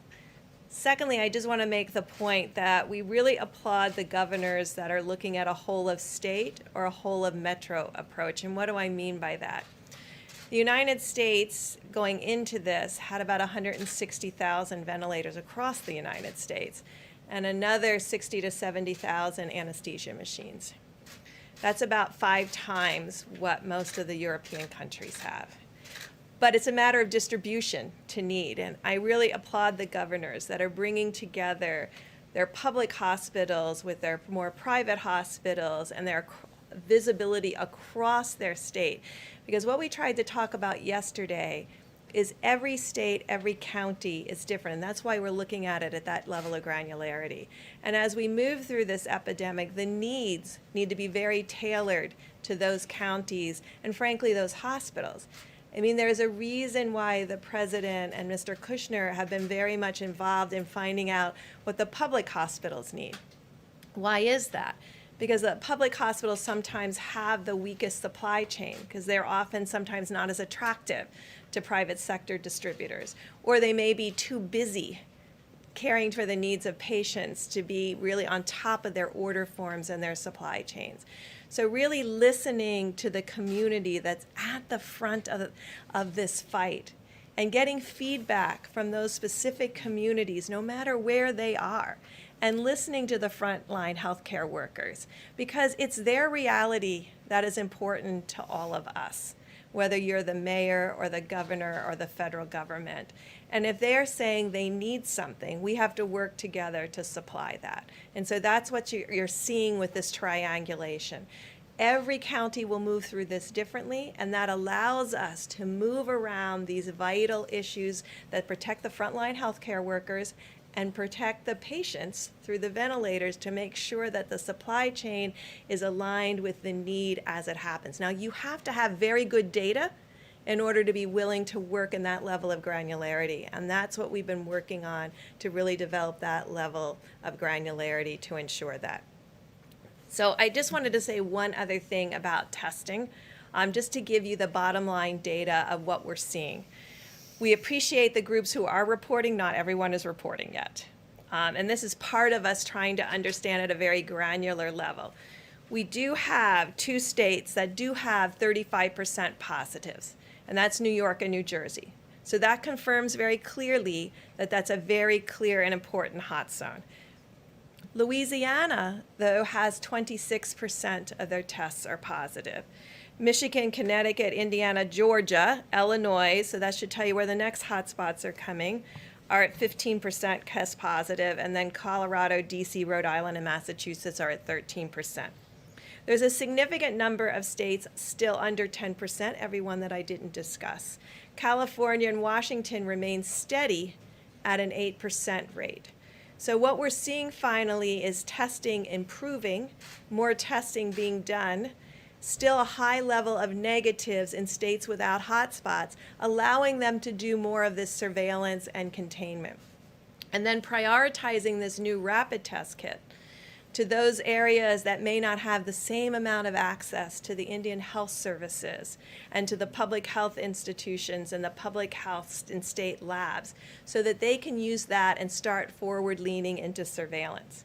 Now, we know that our people waiting for tests, and they're waiting for tests because when these areas when they got onto the logarithmic curve, we prioritized people whose decisions, where the test decision would make it critical for their care.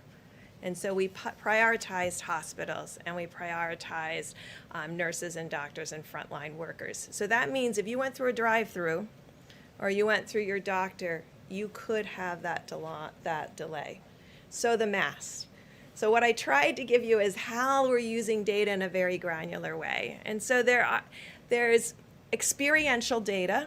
When you look at communities that have oftentimes utilized masks in general for personal protection from when they particularly are themselves sick and have used their mask in public. And we've looked at the rate of this COVID-19 in those populations. And then we're looking at the scientific evidence to bring those two pieces together. Let me just say one thing, though. The most important thing is the social distancing and washing your hands. And we don't want people to get an artificial sense of protection because they're behind a mask. Because if they're touching things, remember, your eyes are not in the mask. So if you're touching things and then touching your eyes, you're exposing yourself in the same way. So we don't want people to feel like, oh, I'm wearing a mask, I'm protected, and I'm protecting others. You may be protecting others, but don't get a false sense of security that that mask is protecting you exclusively from getting infected, because there are other ways that you can get infected because of the number of asymptomatic and mild cases that are out there. And so this worries us, and that's why the debate is continuing about the mask, because we don't want, when we're trying to send a signal that every single person in this country needs to stay 6 feet away from everybody, that needs to be washing their hands constantly and know where their hands are, to send a signal that we think a mask is equivalent to those pieces. So when the advisory comes out, it will be an additive piece if it comes out, rather than saying this is a substitute for. And we want to make sure everybody understands it is not a substitute for the presidential guidelines that have already gone out, and to be absolutely clear about that. Quick question about the test, Dr. Burks. Dr. Burks, there's a lot of evidence we're seeing that experts are saying that a high number of these tests could be producing false negatives. So, Of the Roche and Abbott tests? That as many as 1 in 3 tests might be providing false negatives. I wonder maybe you could explain. That would talk a little almost bit about be the science. impossible with having 35% positives. If that was true, you would have Sorry about the 100% underlying positive data or here. 66% positive. So what I can tell you is the number of positive tests is tracking very closely with the number of cases diagnosed. So I will look into that. I look at the Roche and Abbott numbers every night. They're trending exactly in the same way. And that's important when you're validating data, to really validate, does this same site, in other words, I'm looking between testing sites to see, are there consistencies? Is there an anomaly? To make sure for what you just very specifically asked. So I will go back and look at it more carefully. I haven't seen that kind of anomaly. This same platform is being used across the country, and that's a range from what I reported, 3% positivity up to 35% positivity. And that range reflects also what we're seeing with the hot spots and the number of cases. And frankly, I mean, we hate to talk about it, but it also tracks with the hospitalizations independent of diagnosis and the mortality that we're seeing. So all of those pieces validate Concerned together. that people might be getting a false sense of security, or that we might not be seeing all of the data here on who has it. Well, I'm telling you, I'm still missing 50% of the data from reporting. I have 660 tests reported in. We've done 1.3 million. So there is, and it could be those sites. So we do need to see, the bill said you need to report. We're still not receiving 100% of the tests. Dr. Burks, with regard to the test, the president's sample collection took 1 minute, results were reported back in 15 minutes. I realize you're the president of the United States, but when will everyone get to take a test that works that quickly and you get results that quickly? So these are new tests, and we have prioritized the groups that we think have the least access to testing now. And who do we mean by that? We mean the Indian Health Service. They're often in remote areas. rural areas, the governors of the northwestern states that may not have the advantage of these high throughput machines that are often across the East Coast and in high metro areas, Colorado, and then across the West Coast. So we've prioritized the presidential 15-minute test to the Indian Health Services and public health labs so that they can support nursing home testing and other areas where we think surveillance is absolutely key. So at this moment, they're prioritized in that way. Yes, 1,200 of them are going out in that way. More of those tests need to be made in order for more They are people. being made. Yeah. Okay, so in a matter of, They're moving very quickly. So I'm glad you asked that, because today, there's 18,000 of these machines already out there. We're trying to find out exactly where everyone is, because you can see that gives you amazing flexibility. Because if people would allow it to be loaned to a state that's in a hot spot or a state where you want to do additional surveillance, 18,000 tests, 18,000 machines is a huge amount. And it really gets to your very question about how we can prioritize what we have at the same time we're moving out what is new. And so really figuring out who should those go to, who can we ask communities, because these will be in the community, to share those machines into the community who need the testing now. And I think that's really an incredible question that really needs to be answered over the next 24 hours. Dr. Brooks, the point of clarity about the face covering guidance, you said it's still a point of debate. You said use the phrase the guidance if it comes out. Is the guidance coming out, and when? Yes. And when, sir?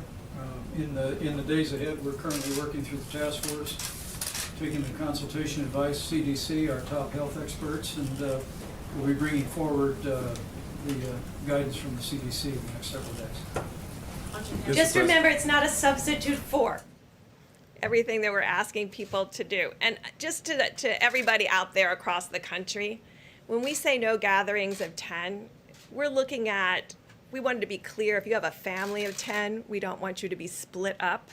But we don't expect people to be having dinner parties, cocktail parties. I mean, I know you've seen the slope in the United States versus the slope in Italy. And we have to change that slope. We have to change the logarithmic curve that we're on. We see country after country having done that. What it means in the United States is not everyone is doing it. So we're only as strong as every community, every county, every state, every American following the guidelines to a T. And I can tell by the curve, and as it is today, that not every American is following it. And so this is really a call to action. We see Spain, we see Italy, we see France, we see Germany. When we see others beginning to bend their curves, we can bend ours, but it means everybody has to take that same responsibility as Americans. Mr. President. Mr. President, can I have a quick follow-up on oil, please? In your conversations with Russia and Saudi Arabia, did you have to make any concessions to get them to agree to cut their production? No. Like, did you agree to cut U.S. production of oil? No, we didn't discuss that.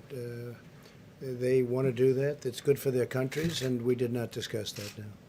NBC News has learned that the Navy is set to fire the captain of the USS Theodore Roosevelt after he raised red flags about the COVID-19 outbreak on his ship. It appears as if he's being punished for trying to save the lives of the sailors in his command. No, I don't What's think your so at assessment? all, but we're going to wait a little while because I understand there's a news conference by the Secretary of Defense about that. But no, I don't agree with that at all. Not at all, not even a little bit. Yeah? Thank you. This morning you said once again that New York got off to a late start and they should have pushed harder. But governors and other state leaders say they rely on the federal government to assess the situation and how risky it is. And they want to know, how would they have known to start sooner without your guidance? Well, they have experts, and frankly, long after we came out and talked about it, look, how would I have known to cut off China? I cut off China very early, and if I didn't, we would have a chart that you wouldn't believe. So how would I know to do that? How would I know to cut off Europe? I cut off Europe very early. I mean, you have to make a decision. People knew that some bad things were going on, and they got off to a late start. And some others got off to a late start also. But we cut off China. If we didn't cut off China, we would have been in some big trouble. And we cut it off. And you know what? We cut it off way early. Go ahead. Mr. President, to follow up on the insurance point in a separate question that came in from a colleague who can't be in the room. On the insurance point, is there going... Who are you with? Who are you with? Roll call. Is there going to be an opportunity for insurance companies, if in fact hospitals are compensated for uncompensated care, are the insurance companies going to also get compensated for extraordinary expenses that they may have, or are they assuming that cost? So we haven't discussed it, but we're talking to them. Getting them not to pay copays in the case of the big ones was a tremendous thing. That's a lot of money they gave up. But we're discussing that with the insurance companies. We'll let you know. It'll be pretty quickly. Yeah, go ahead. I have a question on Japan, sir. They are expanding their entry ban to include the United States. Are you planning to take any similar action to ban Japanese nationals from coming to the U.S. as a result of this crisis? Well, we're looking at a lot of things and a lot of different bans. We have more bans than anybody. We had bans when bans weren't fashionable, if you remember, right at the beginning of this administration. It was for different reasons. But we've had bans long before people thought of bans. When I did China, it had never been done before. I was the first one to do it. Remember that. It had never, according to what I read in all the papers, this had never been done. This is a terrible thing to do. And 4 weeks later, they were all saying, we're lucky we did it. So we're looking at it. No, we heard that. And I think it's fine that they do that. They're trying to protect their country, and we have to protect our country. Yeah, please. Mr. President, I asked you yesterday about stay-at-home orders and if that, decision should be left in the hands of governors, or if you're considering telling the entire nation stay at home. Yeah. So just today, Georgia's governor finally issued a stay-at-home order saying that individuals could have been infecting people before they ever felt bad, but we didn't know that until the last 24 hours. Is that ignorance, gross incompetence? He's a good governor, Brian Kemp. He's You've a been very having good. calls with these He's a governors. good governor, and he has to make his own decision on that. I let the states. I think we're about 85% positive on that. If you look, I think it's about 85% of the states have got to stay at home. Brian's a great governor. It's his decision. He made that decision. Ultimately, he decided to go along with it. And they're doing well, and the state's doing well in many respects. Yeah, go ahead, please. This is another question from a colleague who couldn't make it in today, from Emily Gooden at the Daily Mail. I had a question in regards to the Russian plane that landed at JFK with medical supplies. Did the United States ask Russia for this aid, or is it just accepting it? We're accepting it. It was a very nice offer from President Putin. I spoke to him the other night, as I told you, and they had excess medical equipment, things, and I'll take it. I'll take it. I think it's very nice. We've had some from China. We also help other countries. We like doing that. Like I said before, if we have excess stuff, we let it go out. We let some go out where, frankly, they had orders for it, and I didn't want to stop orders.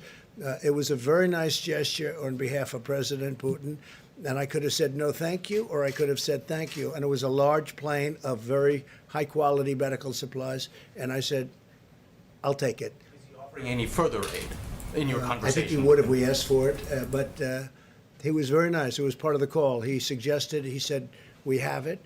It's additional. They have very big difficulties with this virus also, as you know, Russia. I thought it was a very nice gesture on behalf of President Putin. I could have said, no, I don't want it, or I could have said, I'll take it. And you know what I said? I'll take it. Accept further aid? I think so, yeah. If they send things that we need, I'd take it. Sure. About Russian Nice gesture. propaganda? No, I'm not concerned about Russian propaganda, not even a little bit. He offered a lot of medical, high-quality stuff that I accepted, and that may save a lot of lives. I'll take it every day. Please, in the back. You said that in January you tweeted that you stand with the people of Iran since the beginning of your presidency, and you'll continue to stand with the people of Iran, given the fact they're so hard hit with coronavirus. Oh, they're very hard hit. But They're would you very hard consider hit. In a lot of using- ways, they're hard hit. They're hit with their economy, with their military, and with, obviously, the virus. They're very hard hit. Would you consider easing sanctions to allow medical supplies to get in? Well, they haven't even asked us to do that, But okay? we know that sanctions hit the people, not the government. You know what? They haven't even asked us to do that. If they does want to the meet, person- would love to meet and would love to settle the whole thing out, but I doubt they'll be. So realistically, how does a person in Tehran pick up the phone and call you? I think they love America. I think the Iranians love America.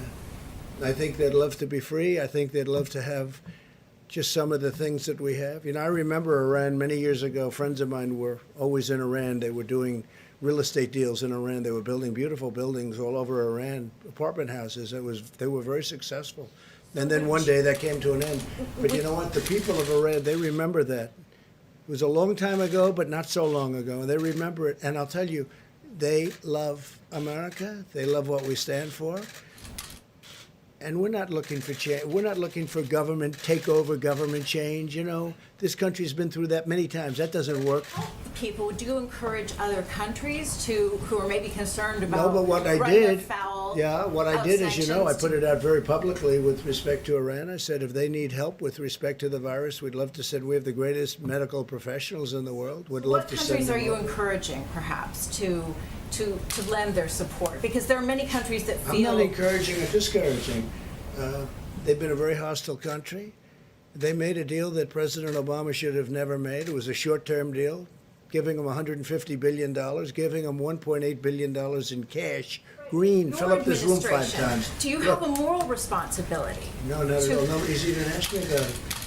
I have a moral responsibility to help them if they ask. If they needed help, I would certainly consider The different United things. Nations says they need help. Well, that's up to the United Nations. I'm talking about us. And what happens is if they wanted help, because they have a very big case of virus, a very, very big case, one of the worst on earth, if you believe what you're reading, and I happen to believe what I see and what I know. And if they wanted help, we'd give them help. Yeah, you had one in the back, please? Mr. President, and a question for Jared too. You talk about a granular approach to receiving data from these different states and regions to try and figure out what they need. The President, you just enacted the DPA on ventilators and masks. Are there any signals from across the country that might indicate there are other things besides masks and ventilators that are slowly kind of rising in terms of need, like hand sanitizer, for instance? Sure. So the first issue that we've been dealing with was really the ventilators. That was the number 1, number 2, and number 3 from all the states. What we've been finding is that people have a lot of these requests based on the models, and what we've been trying to do over at FEMA is say to the states, well, if you would like ventilators, we need to see, first look in your states, right? So for example, in northern Jersey, they're going down to southern Jersey and they're finding ventilators and trying to relocate them to where they have their hotspots. The second thing that we've done is we've asked them to survey for alternative ventilators. Dr. Berg spoke before about the anesthesia machines and the ability to convert them to be ventilators. So we're asking people to be resourceful inside their states before they come to the federal government. The third thing we've been asking states to do is to provide what their daily utilization rates are. So everyone's asking for everything. One congressman got a call from his local hospital saying, I need 250 ventilators. And he said, well, you don't have a COVID patient within 4 counties. Why do you want 250 ventilators? And he says, well, we just want to be safe. We're very nervous right now. So what you have all over the country is a lot of people are asking for things that they don't necessarily need at the moment. And the job of FEMA and Admiral Plovchak has been to try to make sure that we're getting the real data from the cities, from the states, that we can make real-time allocation decisions based on the data. And right now what's happening is a lot of the different cities and states are providing FEMA that information. We're talking to them daily. They're updating that information daily, and that's enabling the federal government to make much more informed decisions on where they position ventilators. You also have a situation where in some states, FEMA allocated ventilators to the states, and you have instances where in cities they're running out, but the state still has a stockpile. And the notion of the federal stockpile was it's supposed to be our stockpile. It's not supposed to be state stockpiles that they then use. So we're encouraging the states to make sure that they're assessing the needs, they're getting the data from their local local situations, and then trying to fill it with the supplies that we've given them. The same thing with the mask. So the N95 mask is actually an item that wasn't used as frequently in the medical profession before this. It was used mostly for diseases. So speaking to a lot of the doctors and hospital administrators, they would say they used actually a very low percentage of the N95 masks. What the president and the vice president were able to do with Congress was to get the waiver so that you could expand the pool, because a lot of the masks were used for the construction industry. So now there's a much bigger pool of masks in the country. There was a stockpile. They distributed that based on where they anticipated a lot of the need would go, but a lot of that still is stuck with the states, and it hasn't trickled down to the right places within the state. So I would just encourage you, when you have governors saying that the federal government hasn't given them what they need, I would just urge you to ask them, well, have you looked within your state to make sure that you haven't been able to find the resources? Unlike other countries, a lot of the medical system in America is a private. It's not a public government controlled. So you have to get the data from what's in their state, look at it in that way, and then make sure that they're being resourceful in a way to do that. And also ask them what their utilization percentage is, because if one governor is asking for more ventilators, and if the federal government sends them more than they need, the goal here is not to have ventilators sitting in a warehouse where you have another state where you have people who need them. So what we're trying to do is make informed, data-driven decisions, both on ventilators, masks, any other supply we can get, to make sure it's going to the people who need them. Jared, what triggered? I wonder if you could weigh in on the reports of which I'm sure you're aware, where unnamed White House officials have described your role as being something of running a shadow task force. How do you describe your role? How do you describe the qualifications you bring to your role? Yeah, I would just say very simply, look, the president asked the vice president to run the task force. The vice president asked me to assist. I've been serving really at the direction of the vice president. He's asked me to get involved in different projects. The vice president and I speak probably sometimes 5-10 times a day, but everything that I'm doing is at the direction of the vice president. If some people are talking to you, that means they're probably not informed as to what's going on, but I can assure you that I'm speaking with Dr. Birx, Dr. Fauci, the vice president, and the president multiple times a day to make sure that I'm accomplishing and focusing on the objectives that the vice president deems a priority. Jared, a follow-up on the Or they ventilators don't and the national exist. Or these stockpile. sources don't exist. They're fake sources. Okay. A lot of fake sources out there, they don't exist. I read about it for a long time. I've been reading. A lot of them are fake sources, they don't exist. Go ahead, please. Thank you, Mr. President. Jared, what triggers sending a ventilator from the national stockpile to a state? In other words, how sick does somebody have to be to get one of these national ventilators? Well, that's not the issue that's not the criteria. You have the states basically putting in their requests, and they're giving us their utilization percentages. So it's a very simple formula. The states should know how many ventilators they have in their states. And by the way, some governors you speak to are senators, and they don't know what's in their state. You know, some governors I'll speak to, and they'll know to the number how many ventilators they have in their state, because that's the first thing a good manager will do. What a lot of the voters are seeing now is that when you elect somebody to be a mayor or a governor or a president, you're trying to think about who will be a competent manager during the time of crisis. This is a time of crisis, and you're seeing certain people are better managers than others. So what I would say is that the way that the federal government's trying to allocate it is they're trying to make sure, A, you have your data, right? Don't ask us for things when you know that, when you don't know what you have in your own state. Just because you're scared, you ask your medical professionals, and they don't know. You have to take inventory of what you have in your own state, and then you have to be able to show that there's a real need. And so we pre-positioned a lot of things because most governors off the bat didn't know what they needed. But FEMA has a joint command with Admiral Polovchek, Admiral Giroir, and Pete Gaynor, where every couple hours when their requests come in, they evaluate the requests, they all vote on the requests, and then if there's something that they want to elevate to the task force, they bring it to the vice president to make a recommendation. Jared, if I may, you might ask Deborah we're literally tracking hospitalization cases on a daily basis, interacting with governors and health systems, and that informs our supply chain decisions. Yeah, I want to thank the health commissioners and all of them that have been sending hospital data in. I think it's really critical and important to all of us. New York City has been providing information, New Jersey, Connecticut, Rhode Island, and certainly Louisiana in these hotspots. And that allows us, we can see where they are with the rising number of cases, where they are in their curve, what can be predicted, and really ensuring that people get what they need as they need it. And so I think many of the governors now and the health commissioners have been, I had to use 20, I'm intubating 20 people a day now. I have enough for the next 3 days. If that doubles, we're seeing our hospitalization rates stabilizing, but we still think there will be this many more in the next days.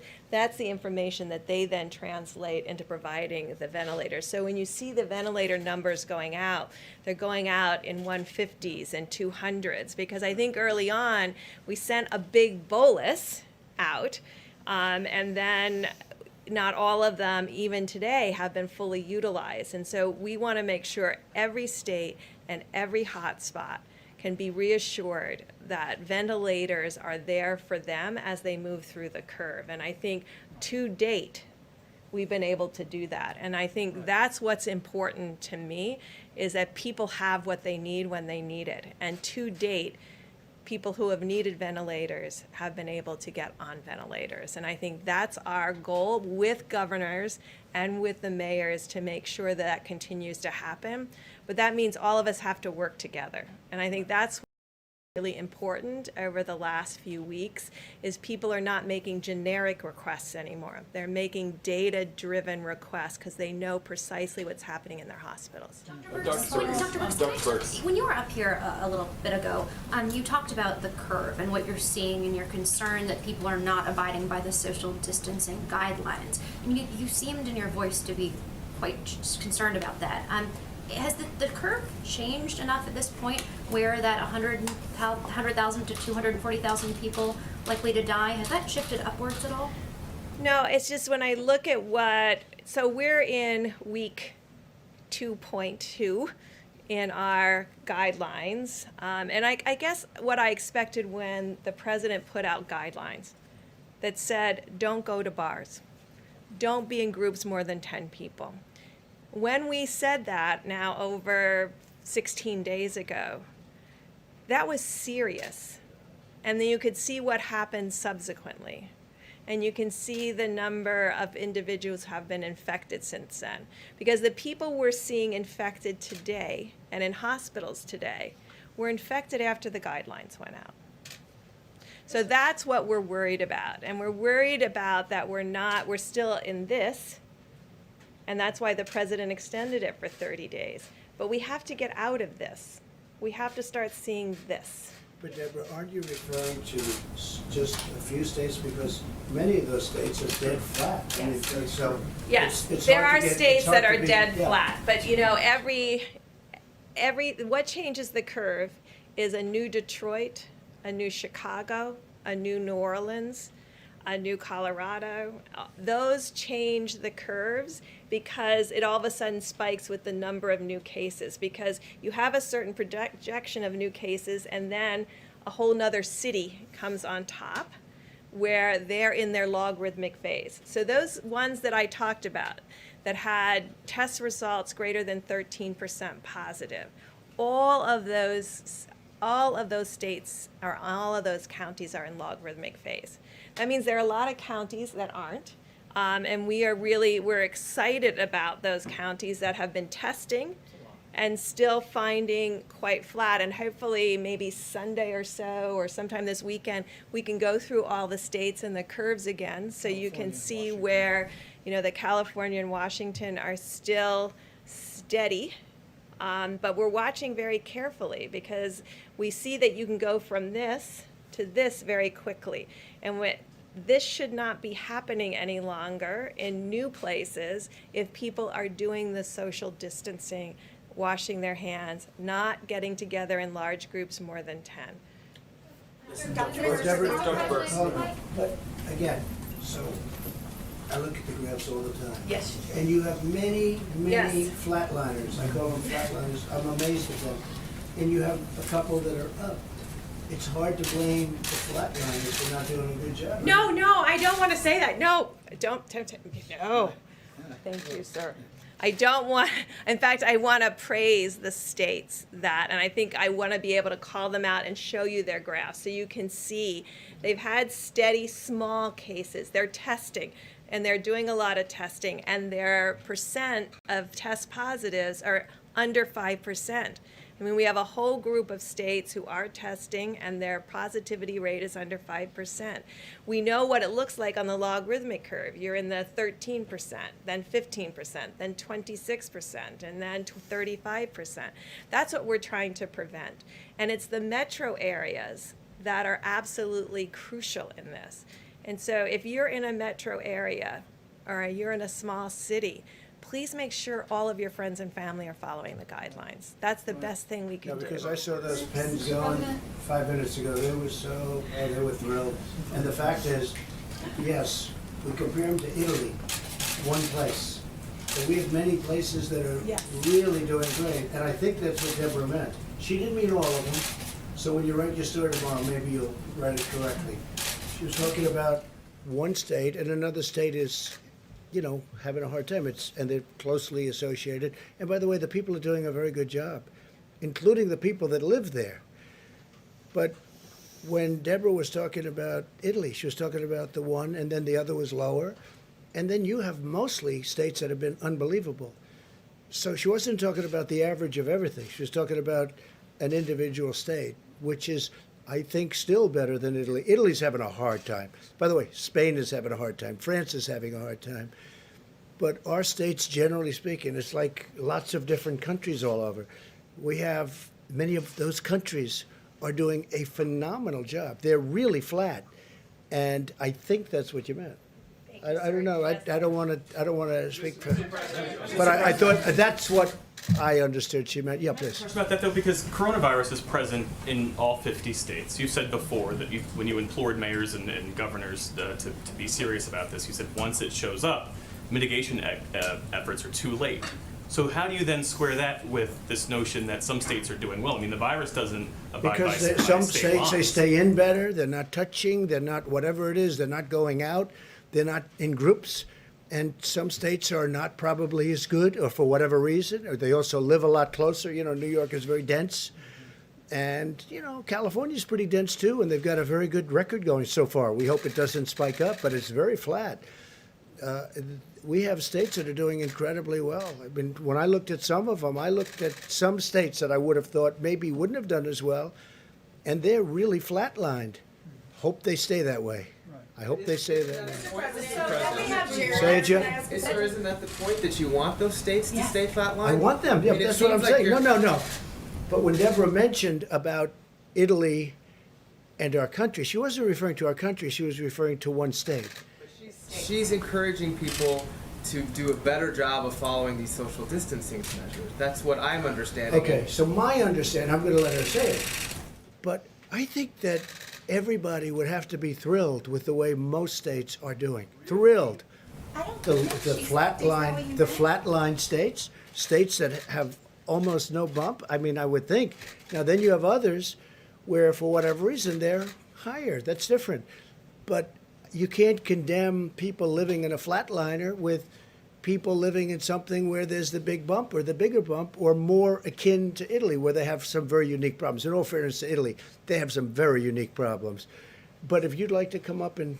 So how many flatline do we have, and A lot how of many them. do we have? How many? How many do we have? So why don't I bring you the whole deck again, and we'll divide out the states so you can see them, because you really have to see each state separately.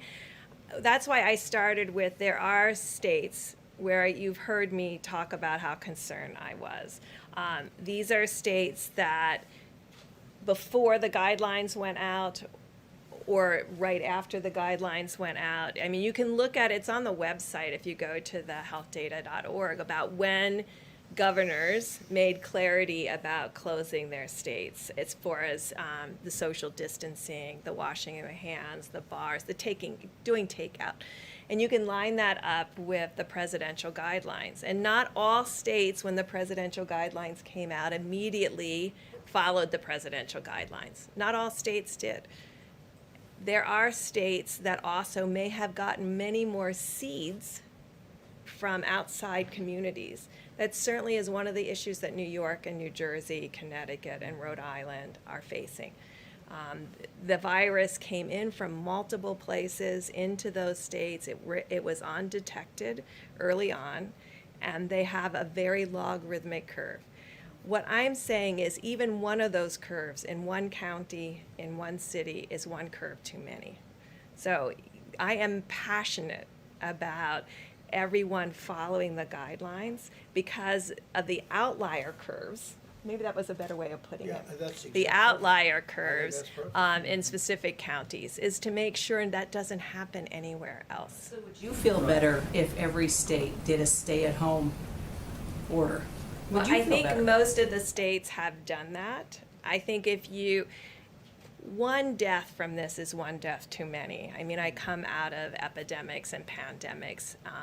We know what to do. I know we don't have a vaccine, and I know we don't have a therapeutic, but we know what can be done, and others are doing it, and most of the people in the United States are doing it. It's our communities, it's every American that has to make these changes, and I know they're really hard. And I know it's hard to remember. I mean, I have to say to myself every day, because I'm around very important people, to like never touch anything. And I'm just like paranoid now about touching things. I'm sure you all are too. I mean, we've gotten to the place where we don't go to your places on Pebble Beach. We go to the one that's open aired because, I mean, you're trying to protect your reporters. I mean, I understand that. We're all trying to protect each other, and we all have to adapt to this new reality that we're in right now. And I believe everybody is trying really hard, and I'm just asking them to try really, really hard for these next 28 days because they will make a tremendous difference. We see that evidence. And so it's like having a vaccine or a therapeutic because we know what works and we're asking everybody to apply what works. And I know it takes amazing attention to detail because, you know, the minute you forget or do something, you're like, oh my gosh, I should have never done that. And that's the level of attention it takes. Covering our faces could help us do So that. I just want to and say, look, guidelines are coming many out. states have started low and slow, and then they stayed at a good level. Some really stayed at a great level. Some, Louisiana is an example, it was low and slow, and they were looking great. I was watching it because, you know, it's a kind of a place people go to with Mardi Gras, which sort of is an interesting point. Because after Mardi Gras, it was low, and then all of a sudden it went up very rapidly, and now it's one of our true hot spots, right? Certain areas of Michigan, Detroit, looked like it was doing pretty good, and then all of a sudden it went up. So you have that too. But I'll tell you what, we have states that have been really incredible in the fact that they have kept so low. They have not, you haven't seen the bump, and I hope you don't. I hope you don't. And you have a couple that for a lot of different reasons, and that's not to blame anybody, but they are at a higher level, but very few. I think, Deborah, I mean, I may say, I think most people have actually followed the presidential, you can call them whatever you want. I would never use the word dictates, because if I used that word, I would be in such trouble. In fact, you'll put me in trouble just that I even mentioned the thought of it, okay? But we make a recommendation, and I think they've done a good job. Maybe they started a little later, but maybe they're also more difficult states. But we've done, I think, on average, really phenomenally. As a country, I think we've done phenomenally. Because when you looked at that graph the other day, I don't know if you saw it, I assume you saw it, everybody in the world saw it, but you look at all those lines on the bottom, one color after another, all different, representing different states. It's all crowded at the bottom. And then you had two that were up, but you had, I don't know, almost every one of them was down low, very low. So there were a lot of people listening. And I just did want to clear, because I don't need headlines tomorrow, neither does the country. Because I don't want this country working so hard and then have press that is, in this case, maybe misinterpret something. Because I might have, when I heard it, I was surprised at first too, but I understood what Deborah meant. But I think it's very important, because I think it's very important for you to be accurate. One other thing, just a quick thing. So what I found is when governors call me, I mean, I think in every case they've always been so nice, so nice. And I've seen them and heard them say, thank you very much. You have done a great job, a fantastic job in one case. Thank you, thank you, thank you. Then I'll see the governor, usually of the opposite party, in almost all cases, except maybe one. But in almost all cases, They're very generous. They're very nice. They thank me. Everything's great. We're doing a great job. And then I'll see them on television, and it's like a different person. And I realize there are some people, because of politics, that if they say, we want 1,000 ventilators, and I'll say, no, Jim, I want to give you 5,000 ventilators. They'll say, thank you. You are the greatest president that's ever lived. And then I'll see them quoted in a paper or see them on a show, and they'll say, the president didn't come through for me. I'm very disappointed in the president. And we have a lot of that. They're very happy when they talk to me. Then I see them. But there are some people, if they asked for 500 of something, and if I gave them 5,000, they will say, you'll say, how's the president doing? Well, we don't like the job. To my face, they're very nice. But then sometimes, I guess they assume I don't watch them or something, but I watch very closely.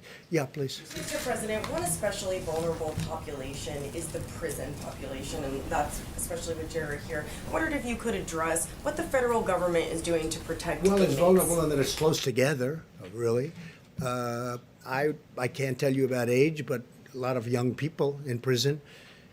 Some people, some states, I have not done that at all, but some states are letting people out of prison. Some people are getting out that are very serious criminals in some states, and I don't like that.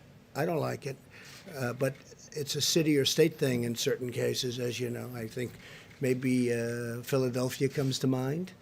So we'll see. Have to see what's going on, and we don't like it. The people don't like it, and we're looking in to see if I have the right to stop it in some cases. Okay. Mr. President, 6.6 million Americans filed for unemployment last week. We haven't heard you talk a lot today about what they're going through. So, I think it's. I think what's your they're message to them? And I think it's terrible. So look, 4 weeks ago, we had the greatest economy in the history of the world, the greatest in the world, greatest in the history of the world. We had the most jobs ever in the history of the United States, almost 160 million jobs, right? And then one day, I get a call from Deborah, who's fantastic, and from Dr. Fauci. And he said, and she said, we have a problem. I said, what's the problem? And they said, we may have to close it up. I said, close what up? They said, close up the country. I said, what's that all about?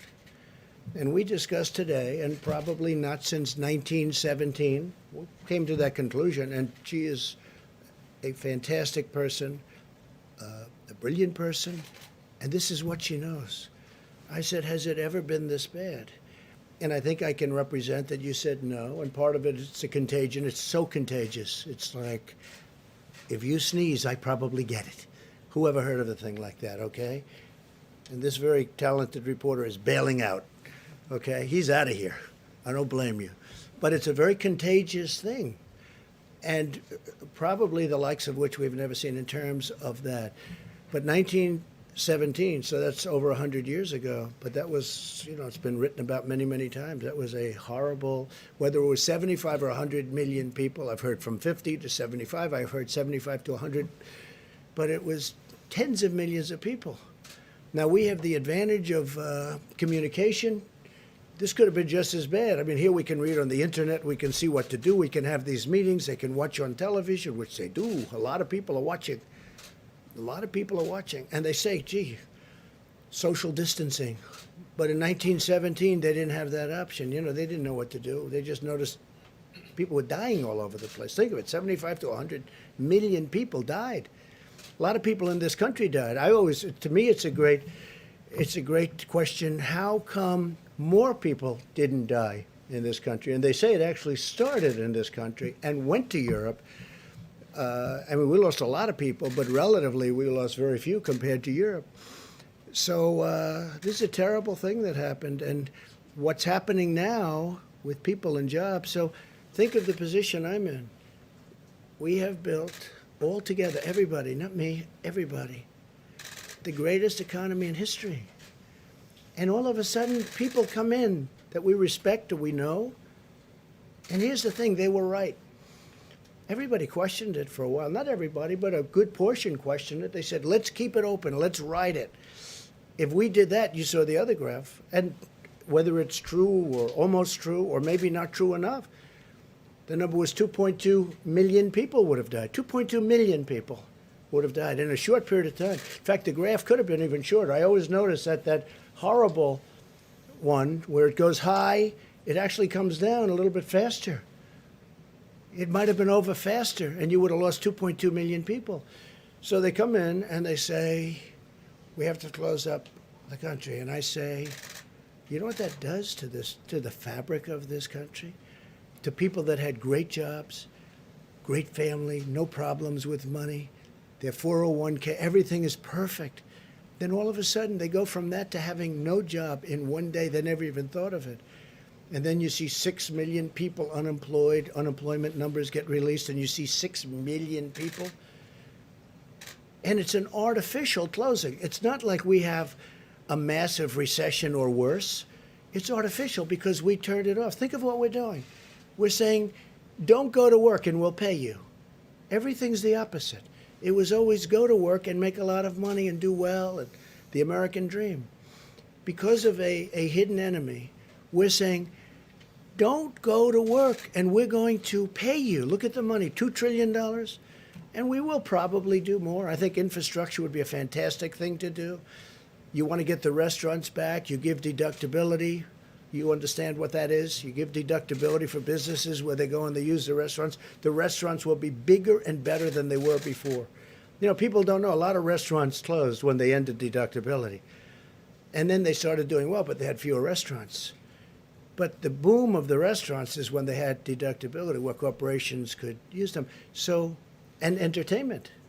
That was a great thing. But they closed it, and then they closed it again, and it wasn't the same. But you want to get them back, you do that. But infrastructure, we borrow our money now at zero.